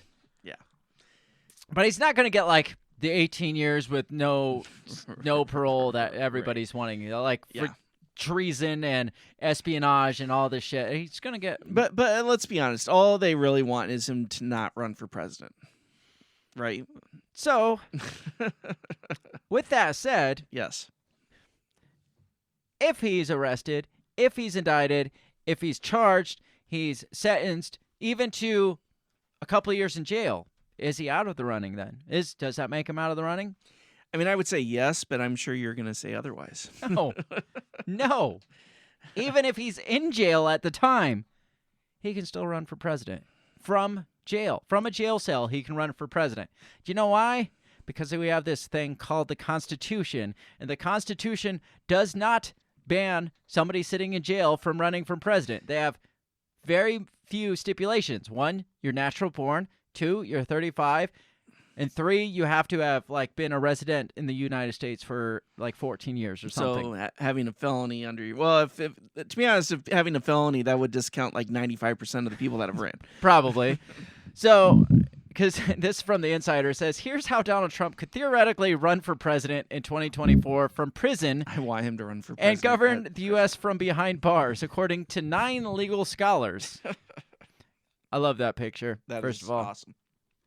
It says, picture this. It's 9 p.m. on January 13th, 2026, a Tuesday, and you tune in to your favorite cable news network to watch the president's annual State of the Union address. But this year, the president doesn't take a bulletproof limo from the White House to the Capitol. Gone are the hundreds of members of Congress traditionally in attendance. Instead, the commander-in-chief is wearing an orange jumpsuit. His message streamed to lawmakers and into your living room via Zoom from his prison cell. Yes, this scenario is equally far-fetched and outlandish in the extreme, but it's also possible. Law experts told Insider, particularly given former President Donald Trump's mounting legal woes and the announcement that he is again running for president.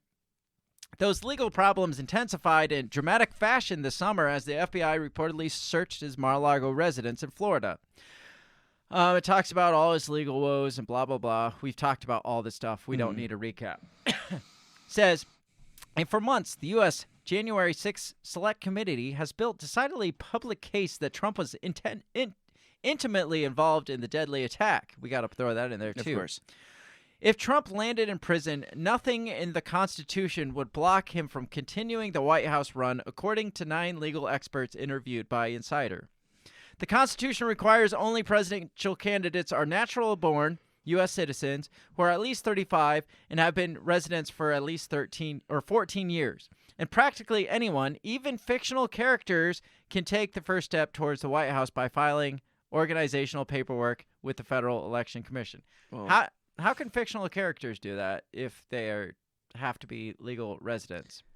I don't know. I know a lot of people write in Mickey Mouse. Well, write in, shit like that. Says if he happens to be in prison at the time of the next presidential election, the fact that he's in prison will not prevent him from running. It says running for president from prison has in fact been done before twice. Really? The socialist presidential candidate Eugene Debs was incarcerated in federal prison in Atlanta in 1920 when he won 3.5% of the national vote. President Warren G. Harding later pardoned him, Debs, who had been convicted of treason under the Espionage Act for vocal opposition to the U.S. involvement in World War I. Did you know that if you are vocally opposed to a war, apparently you can be convicted of treason under the Espionage Act? Yes, I did know that. I was not aware of that, and I look back at the times that on this show we have vocally opposed wars. Derek Ambrose is here. Derek, how's it going? Derek says, would he still get a Secret Service detail in prison? I think he would have to, and it sucks to be those guys. Right? Don't want to get shanked. Then he goes on to say, Biden ran for president from a basement. That's yes, true. if Biden can do it and be sleeping the whole time, Yeah. Donald Trump can do it from a jail cell. Lyndon LaRouche also ran for president in 1992 from a prison cell after he was convicted of mail fraud in 1988. People go to prison for mail fraud? Whether Trump could run for president from prison he has not been charged with a crime. They got to specify that. It says, is therefore an easy question to answer, according to legal scholars. From there, matters get more complicated. So yes, he can run, but it says campaigning from even a minimum security prison would be stilted and at worst darn near impossible. No, because Biden did it from his basement, especially for a candidate such as Trump who thrives on in-person rallies that draw 5-figure crowds. Now they're willing to say that he has big crowds. Yeah, Remember, right. Exactly. When he's campaigning, yeah. they're like, nobody wants to see him. yeah, he only had like 25 people at his but think about catering to the prison crowd, right? Right. You'd be like Johnny Cash, right? Exactly. I mean, it would be brilliant. It would be. Somehow convincing tens of millions of Americans, except prisoners can't vote, so he's out there. Yeah. Convincing tens of millions of Americans that an incarcerated septuagenarian was fit to lead the free world would prove an equally monumental challenge. But Biden it would not be hard to convince them that this guy, Donald Trump in prison, is fit to be president. Yeah. You got a dead guy that's fit to be president. Right. You've got a guy that is like has literally half a brain that is like on Congress right now. Right. And it's not hard to convince the public. No. It says, but say voters decide to elect him anyway. From prison, Trump would be subject to the same rules as other prisoners, which could restrict their communication ability to appear at events. He would need to rely on proxies to campaign for him. Again, that's not a problem. It wouldn't be hard. Yeah. Then there are the chaos-induced unknowns. Would Trump use his power to make his life cushier? Would he attempt to pardon himself? Probably. How would he defend himself if he faced a third impeachment trial? Let's scroll down. For ballot access, many states of play. Says if imprisoned Trump kept running for president and won. Said if an imprisoned Trump kept running for president and won the Republican nominee, this alone wouldn't guarantee his name would appear on state ballots in November.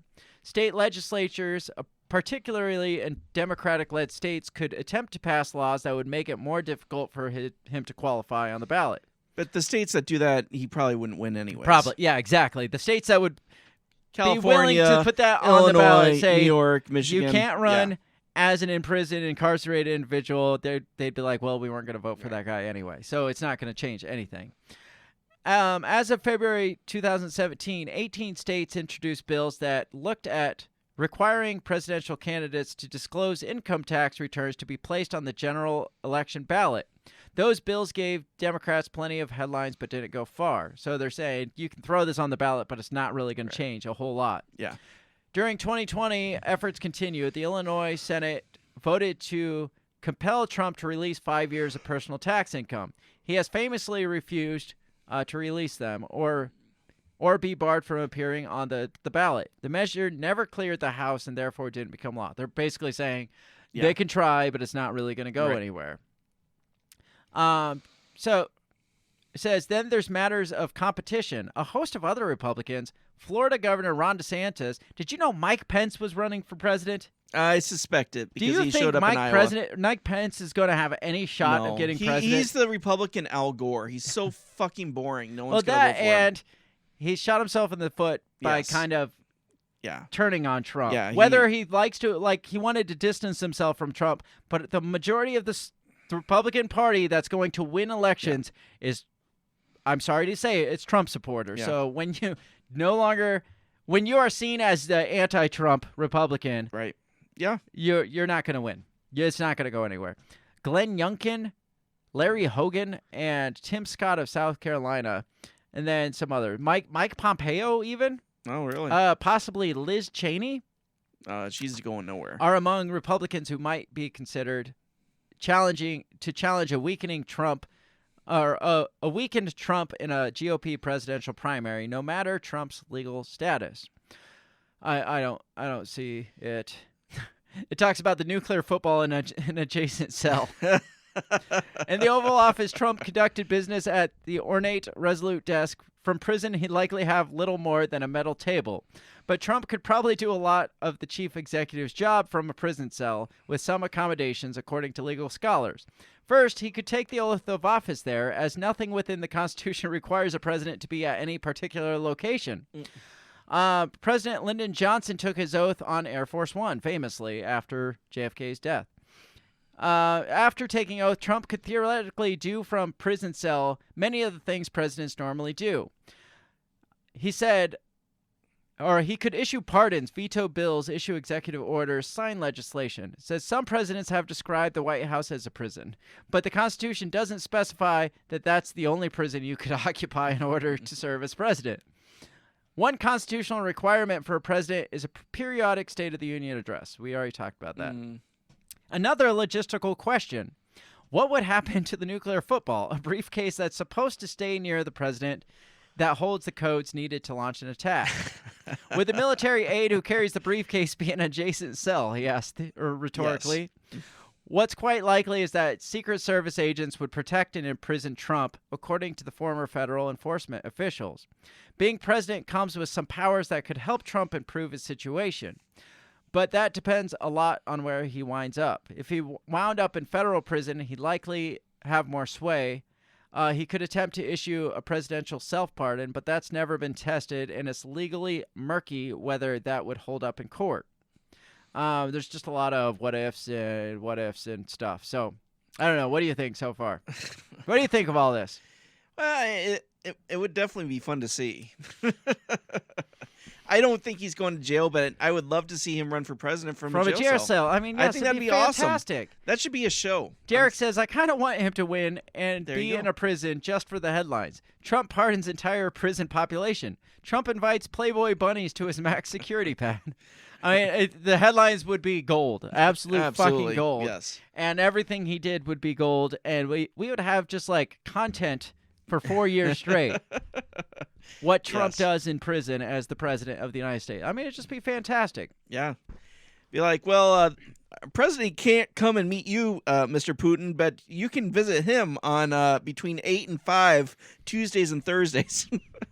So, would you say the benefits to indicting Trump outweigh the benefits for his opponents to indict him outweigh the obvious issues that they might have, like him just feeding off this fucking frenzy? No, I don't. The only benefit I see is that it's taking the spotlight off Biden. Yeah. Well, I mean, I just don't see it going anywhere. The great Elon Musk put it best when he said, if this happens, Trump will be reelected in a landslide victory. And people lost their fucking minds saying that he's like a Trump supporter. No, he's saying exactly what we're saying. It's like, you perp walk him, you arrest him, you indict him. It doesn't, like, he's going to fucking win. Yeah. I hate to say it. You're proving going his to win. case for him. Yes.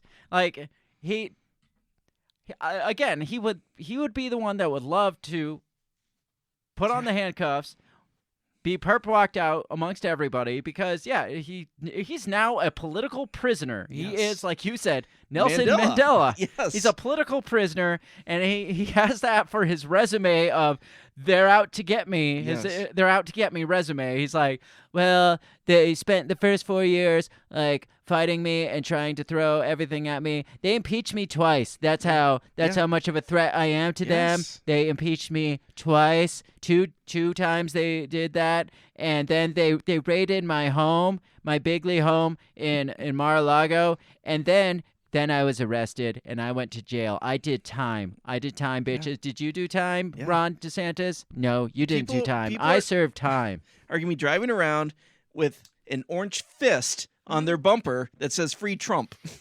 Yeah, let Trump go. It's like on the Santa Claus. Let Santa go. There's going to be a little girl. There's going to be a video on a campaign video of a little girl standing outside. It's like, what are you doing? Let Trump go. Let him go. Mommy, why are they arresting him? And that's going to be... Yes. That's going to be his campaign video. And he's going to be like, I am a political prisoner. Vote for Donald J. Trump. 2024. Yeah. It's, I mean, why wouldn't you? Why wouldn't you capitalize on that? Oh, yes. I mean, he is the man that could do it too. Like there's so many politicians that's like, I don't want to do anything. Like, don't arrest me. I'll step down. I'll resign. He's just like, fucking arrest me. Arrest me. It'll be great. It'll be great for all of us. He would even call up TMZ and, Entertainment Tonight. Did you hear the news? Yeah. Donald J. Trump got arrested. They're like, we know. Yeah, but they're coming right now to get me. But I was arrested. I'm a politician. I'm a prisoner. That makes me a political prisoner. That's not how it works. But I am a political Putin prisoner. does this to guys all the time. Yes. Absolutely. Yeah. Yeah. Elon Musk is absolutely right. He will win. I guarantee you if they indict him, they arrest him, he will win. 100% hands down. He will win. Because they're out to get him. They're out to get all of us. They are threatening democracy as we know it by arresting the bigliest campaigner in the Republican Party, Yes. The current the greatest front-runner, president, current front runner, the greatest president in the history of presidents, right? he will win. So, just want to finish that. Like, we're about out of time. Do you got anything else to add to the series, as serious as we've gotten on this? Because I want to end this on a amazing note. No. No? I think we're covering everything. Do you think they indict him this week? Do you think they will indict him? I think they will. You I think think so? they will. Yeah. Okay, so we'll end this. We'll end the questions now, and then we're going to end it with this wonderful golden article here, this Okay. opinion piece from MSNBC about all of this. So, question 1: do they indict him? You say no. No, I say Or yes. you say yes. I Yes. absolutely think they Yeah, will they indict will. him. They've been trying for. Yes. Why wouldn't you at this point? You've been trying for 7 years to get him on something. Again, should they indict him? No, because they probably have a very thin case that's Yes. going to be a laughingstock. Yes. Yeah. But Trump is going to play it for the circus it is. Yeah. Number 2, does he go to jail? Does he No. serve any time? No. Does he even? Do they put handcuffs on him? No. He's going to put handcuffs He'll, on yeah, himself. he'll show up with his own fuzzy. I was going to say they're going to be furry handcuffs. Orange fuzzy. They're going to be the ones Stormy Daniels left Yeah, at his right. house just to stick it to her. Yeah. Be like, Not- look, Stormy. I still got him. You recognize these, baby? All right, number 3. Does Donald Trump win at 24? If indicted, which you say he does get indicted, does he win? Because I of this? definitely think he's got a stronger case than what he did before. Like, how much stronger? Like, I would say, I mean, before I would have given him maybe like a 40% chance. I would say this pushes him to about 70. Now, I think potentially yes, but potentially it's too early in the game. Yeah, They should. it is. Like for Yes. Trump, he would have wanted them to indict him in like July of next year. Yeah. Yes. Because then it's like fresh in everybody's minds. It's like, remember I got arrested Yeah. like last week? This is gonna go nowhere. Yeah. If it does, he gets a slap on the wrist. Yeah. And then by November next year, people are like, oh, yeah, that thing happened. Yeah. You know how the news cycle works. Absolutely. Yeah. So I think it could be really beneficial to him if it was later in the cycle. He could always appeal it and keep appealing it until it gets but further into the... it's not the initial shock of him getting arrested. That's true. That's though. true, yeah. Like, right. the arrest is what people are Right, going to remember. Yeah. It's the pictures, it's the press. And nobody yeah. talks about appeals. That's true. Ever. That's true. Yeah, look at the J6 thing. Yeah. He probably is going to appeal to get jail time. That's what he will do. It's like, Right. no, I'm Are going you to appeal sure? this. I'm going to appeal this. It's like, dude, you got like $150 fine. It's like, I want jail time. I want to appeal. It's like, what? Yeah. All right. So yes, indictment, no jail. Maybe boost his credibility. Yeah, I would say it'll boost his credibility. Yeah, I'd probably say that. I think I don't know if he'll win, but it'll boost his credibility. I think this puts him more in the running. Absolutely, it does. Yeah. I think everybody was kind of burnt out, getting Yes. a little burnt out on him, but this puts him back in. Absolutely, in the because headlines. again, people start thinking, okay, what the fuck are they scared of? Right? If they keep going after him like this, it just lends credibility to the fact of what he says. Right. They're scared of me. Yeah. Now, I guess, fourth question. If you changed your answer on 2 to where he did go to jail and get jail Yeah. time, then does he win president?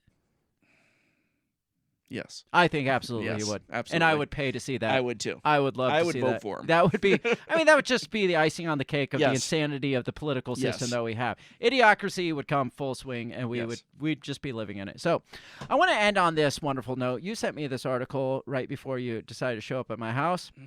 This is an opinion piece from MSNBC. So, you know, it's going to be golden. Absolutely. Golden. And this is titled, Trump tried to make Stormy Daniels a punchline. Now she gets the last laugh. I love it. So you know this is going to be great. Yes. Stormy Daniels gets the last laugh. That should be her next book. Stormy got the last laugh. Trump has groped and jeered and drummed the beat of misogyny throughout his whole life, making Daniels' potential triumph feel that much sweeter. Appearing on Jimmy Kimmel Live in October 2018, adult film star Stormy Daniels was asked to look at a lineup of mushrooms and pick the one that best resembled President Donald Trump's penis. Daniels has become a household name overnight after it was revealed that a decade earlier she had alleged sexual relationship with Trump. And 21 months into his presidency, there she was promoting a book and talking about his junk. Now, did Trump make her a household name overnight and make her this, I'm the one that screwed the mushroom dicked Donald Trump? Was that Trump that made that a household? I would say not. Or was that Stormy Daniels for writing the goddamn book about it? Yeah, and the press for jumping on it. So is it misogyny that made her the laughing stock You're right. of the media? No, it was her. She put herself there. Yes. Anyways, despite the prestigious media appearance, alongside prestigious media appearances? Prestigious. Would you define Stormy Daniels' media appearance as prestigious? No. Like Barack Obama level prestige? No. No? Yeah. It says her just as famous lawyer, Michael Avenatti, alongside her just as famous lawyer, Michael Avenatti, Daniels was still something of a punchline. A woman derided for being openly sexual, demeaned for having an alleged affair with a married man, and paid $130,000 to keep quiet while that very man was running for president. Do you know who they're making her sound like she is when she's not? Is Monica Lewinsky. I was just thinking Monica Lewinsky. She wasn't derided for being openly sexual. No. Like, nobody's like, you dirty whore. Right, yeah.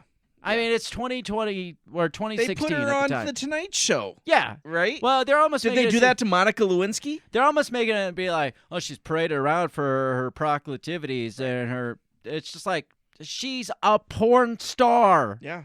Nobody derided her. Maybe, Trump called her some names and stuff, but yeah, you're basically extorting him. And you said he had a freaking mushroom dick. So it kind of goes both Yeah. ways. Yeah.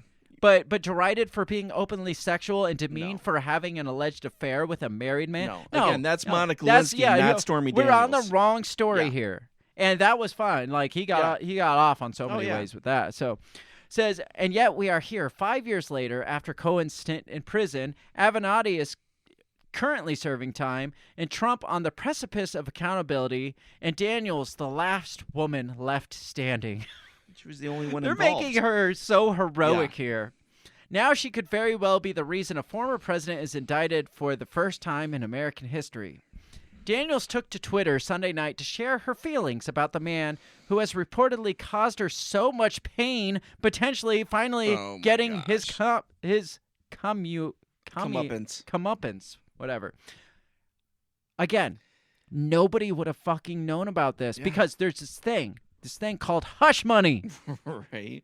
He wanted you to shut the fuck up. Yeah. He didn't parade you on media. He didn't smear you through the media. He wanted you to shut up. Yeah. At the price tag of $130,000. That's all you had to do. Nobody even knew who she was No. until this. No, I mean, I'm sure there's some Well, porn I mean, fanatics people that that did. watched her, Yeah. whatever, but I mean, most people did not know who she was. Says, talking about her reportedly caused her so much pain, finally getting her comeuppance, whatever that stupid word means. I only respond when he posts about me or talks about me on TV, and only a fraction of that, she tweeted, likely in reference to Trump recently insulting her physical appearance. She said he had a mushroom dick, okay? Yeah. She said he had a mushroom dick. Yeah, she opened the door. She opened the door. Yes, she went on primetime to TV insult. and pointed out a mushroom that Yes. looked like his dick. Daniels, as a key player in Trump's historic potential indictment, marks a shift in the years-long narrative of the Daniels' alleged entanglement with the former president. It's a symbolic victory, at the very least, for the many women who have spoken out against Trump's alleged bad behavior towards them. Though Daniels alleged her affair with Trump, which he denies, took place way back in 2006, the bombshell dropped in January 2018. Okay, there's the story. We don't need the story anymore. We talked enough about it, but let's get into it. Says, it turns out Trump never signed the NDA, but did reimburse Cohen for the money. The Manhattan District Attorney's Office then opened an investigation into the shady dealing in 2018, but it wasn't until this year that there was finally movement. Most recently, Trump was invited to testify in front of a grand jury investigating the payments made to Daniels, and suddenly things got really real really quick. I'm tired of being threatened, Daniel said to the host of The View in April 2018 of Trump and his various associates, and intimidating me and trying to say that you'll ruin my life and take all my money and my house or whatever. I'm sorry, I'm done. I'm done being bullied.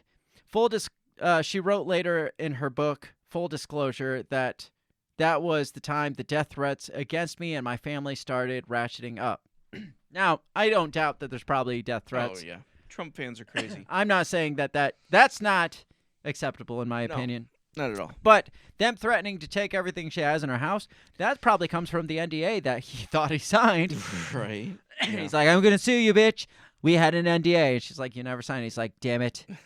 You're right. Damn it. I'm going to take your house. And she's like, no, you're not. He's like, damn it. As absurd as it sounds on his face that an adult film star could be the one to bring down the president, it makes absolute sense when the president in question is Trump. The business mogul turned reality TV star turned once ruler of the free world has had a most improbable career trajectory. And even when his multiple divorces, affairs, and allegations of sexual misconduct and assault took center stage in 2016, voters still looked at him and said, that's my guy. Again, they are not talking about Bill Clinton here. Right. Yes. They're talking about Donald Trump. Yes. We can put this whole entire paragraph, like whole article, and throw Bill Clinton's name in it and change Stormy Daniels to Monica Lewinsky, and you'd still have a valid article. Right, But absolutely. do you think MSNBC would make that connection? Oh, fuck no. No, of course not. Even the infamous Access Hollywood tape couldn't stop him. Thanks to Trump, the words grab him by the pussy permanently entered the cultural lexicon, and yet somehow the women wearing pink pussycat hats in protest. No, not pink pussycat hats, pink lady part hats. In protest became a punchline. So grab him by the pussy became like such a misogynist phrase, but the ladies in their pink pussycat hats, which they're calling them these days, they're still a punchline because it is a punchline. Yeah. I'm sorry if you're protesting in pink vagina hats, you're just going to get laughed at. I'm sorry. Yeah, there's better ways to protest. There's better ways. It's like the people throwing soup at paintings. It's like, you're kind of a dumbass. Yeah. He spent a lifetime describing women in grotesque terms like crazed, crying lowlife, dog, and pig, and famously referring to his opponent Hillary Clinton as a nasty woman.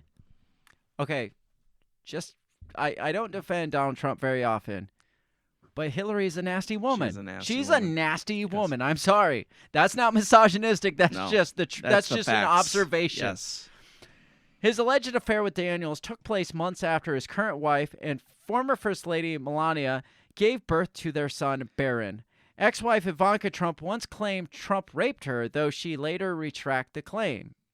Trump has groped and jeered and drummed to the beat of misogyny throughout his whole life, which makes Daniels' potential triumph feel that much sweeter, especially considering all the other women he left in his wake. Again, not talking about Bill Clinton. Right. We know that Daniels met with New York prosecutors last week in relation to the probe against Trump, and it's not yet clear if she'll testify before grand jury. But we do know is that she's finally able to make her voice heard and seek some semblance of justice, which is something the many other women whom Trump has allegedly demeaned or violated or attacked have not been able to seek. Finally able to make her voice. She wrote a book. Yeah. She's been on the Tonight Show. On She's been on The View. Freaking yes show, like national show to talk about this. And not on any of those has she been asked the hard questions. She's been the hero. She's been the Joan of Arc that they've made her out to be in this article. I don't understand what they're talking about because, again, this is not Paula Jones. This is not Juanita Broderick or Monica and don't Lewinsky. forget, all those women were full of shit. And they were silenced. Yeah, they were silenced and they were called discredited. that woman. They were discredited by the freaking champion for the women. Yeah. Who said that all women should be believed. Yeah. Right? Said all women should be believed except for when they are against accusing her husband. Yeah. His husband, like you said. Yeah. That nasty woman. A Trump indictment won't erase the pain he's caused for E. Jean Carroll, Summer Zervos, Natasha Stoynoff, Jill Harth, and the other woman he allegedly tried to break in order to gain and maintain power. Again, Trump denies any allegations of sexual assault or misconduct. But with Daniels at the center of what could be the first domino to fall in Trump's many criminal investigations, there could be some sense of female restitution. So bring him up on sexual assault charges. Yeah, right? yeah, then yeah. I would be like, fuck yeah. Yeah, get Throw him. in jail. Go get him. Sexual assault. Go get him. Yes. But none of these are sexual assault cases. Right. None of these are anything even like sex-related charges. It's, we paid off this lady to shut her damn mouth. And she chose to take the money. So it's not like they're like, you need to shut the fuck up or we're gonna make you go away. It was like, here's $130,000. Just be quiet. Right. Just you be wrote a quiet. book? Oh, they A book? silenced. Damn They silenced her. They Right. silenced her voice, and finally, Stormy Daniels could be. We've been hearing her for 7 goddamn years. What silence are they talking? Like she turned around, she signed the NDA, took the money, turned around and wrote a book like 2 days later. Yeah. When was she silenced? You Right. tell me one moment in her life when she was silenced. Yeah. Death threats, sure, that comes with being famous. Every famous person has had death threats. I guarantee it. And yes, it sucks. It's shitty, but That's silenced, the choice you make. oppressed. Yeah. You think Stormy Daniels is oppressed because of the actions of Donald Trump? No. No. If anything, this was her ride finally coming in. Yeah. Literally. Now, what happens when all this goes away and Stormy Daniels is no longer anything? My theory is she runs for office. Oh, God. That will be the ultimate.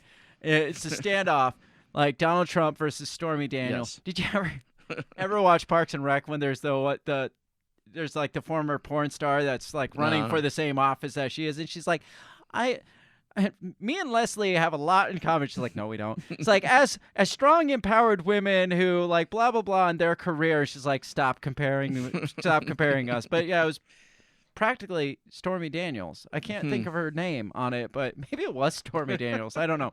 But yeah, that's what this would be. Stormy Daniels versus Donald Trump in the election to end all elections, 2024. Yeah. That's what's going to come down to. Let's see, porn star in Parks and Recs. I don't know what you're popping up on your phone on that one. And I don't either, but we're gonna find out together. Yeah. No, I honestly, I could see her running for like a state office and getting into politics now at this point. Name was Brandy Max. Was what they? I'm Brandy Max, former adult star. I wish I had that video clip, but yeah, it's gonna be Stormy Daniels running for office. Yes. Why not? Yeah. Glass ceilings, shatter them. Absolutely. For porn stars and I think there was a porn oppressed star that women. ran for office in Las Vegas. Really? Yeah, I think so. Might as well go all the way. Go to the top. That's a nice place to end. You like that? That heartfelt article, retribution for Stormy Daniels. But you're right. The comparisons to the Bill Clinton, Monica Lewinsky is just way overglaring, and nobody's going to admit that. Oh no, nobody on that side is going to say. Yeah. I mean, you have like George Stephanopoulos like railing against this, and probably having Stormy Daniels on, and he was the one single-handedly covering up Bill Clinton doing the exact goddamn thing 30 years ago because he was Clinton's media guy. He was his like advisor, like political advisor. But yeah, he's sitting over there talking mad shit about how horrible of a person and Donald Trump should be in jail and brought up on charges for all this, and he was the one responsible for covering that shit up 30 years ago. So, I mean, it's funny and ironic and sad, and infuriating. It is all at the same time. It is. Yes. That's all I got on this. We've answered the final questions. We've had our final thoughts, and we've ended with this gold from MSNBC. Let's get out of here. Yes. This was a nice, warm, fuzzy episode. It was warm and fuzzy. Make sure you check us out for more warm and fuzzy stuff all over social media, which you can find links to everything we do at our website, which is breakthebellpod.com, or follow us on social media at our handle, which is at breakthebellpod. Check out our merch store. Check out all our fun stuff that we have. Buy our shit. Like, subscribe, share the things that the kids are telling you to do these days. Make us famous. Make us as famous as Stormy Daniels. Yes, if that's possible. Because we are oppressed, and we need retribution. Yes. Free Trump.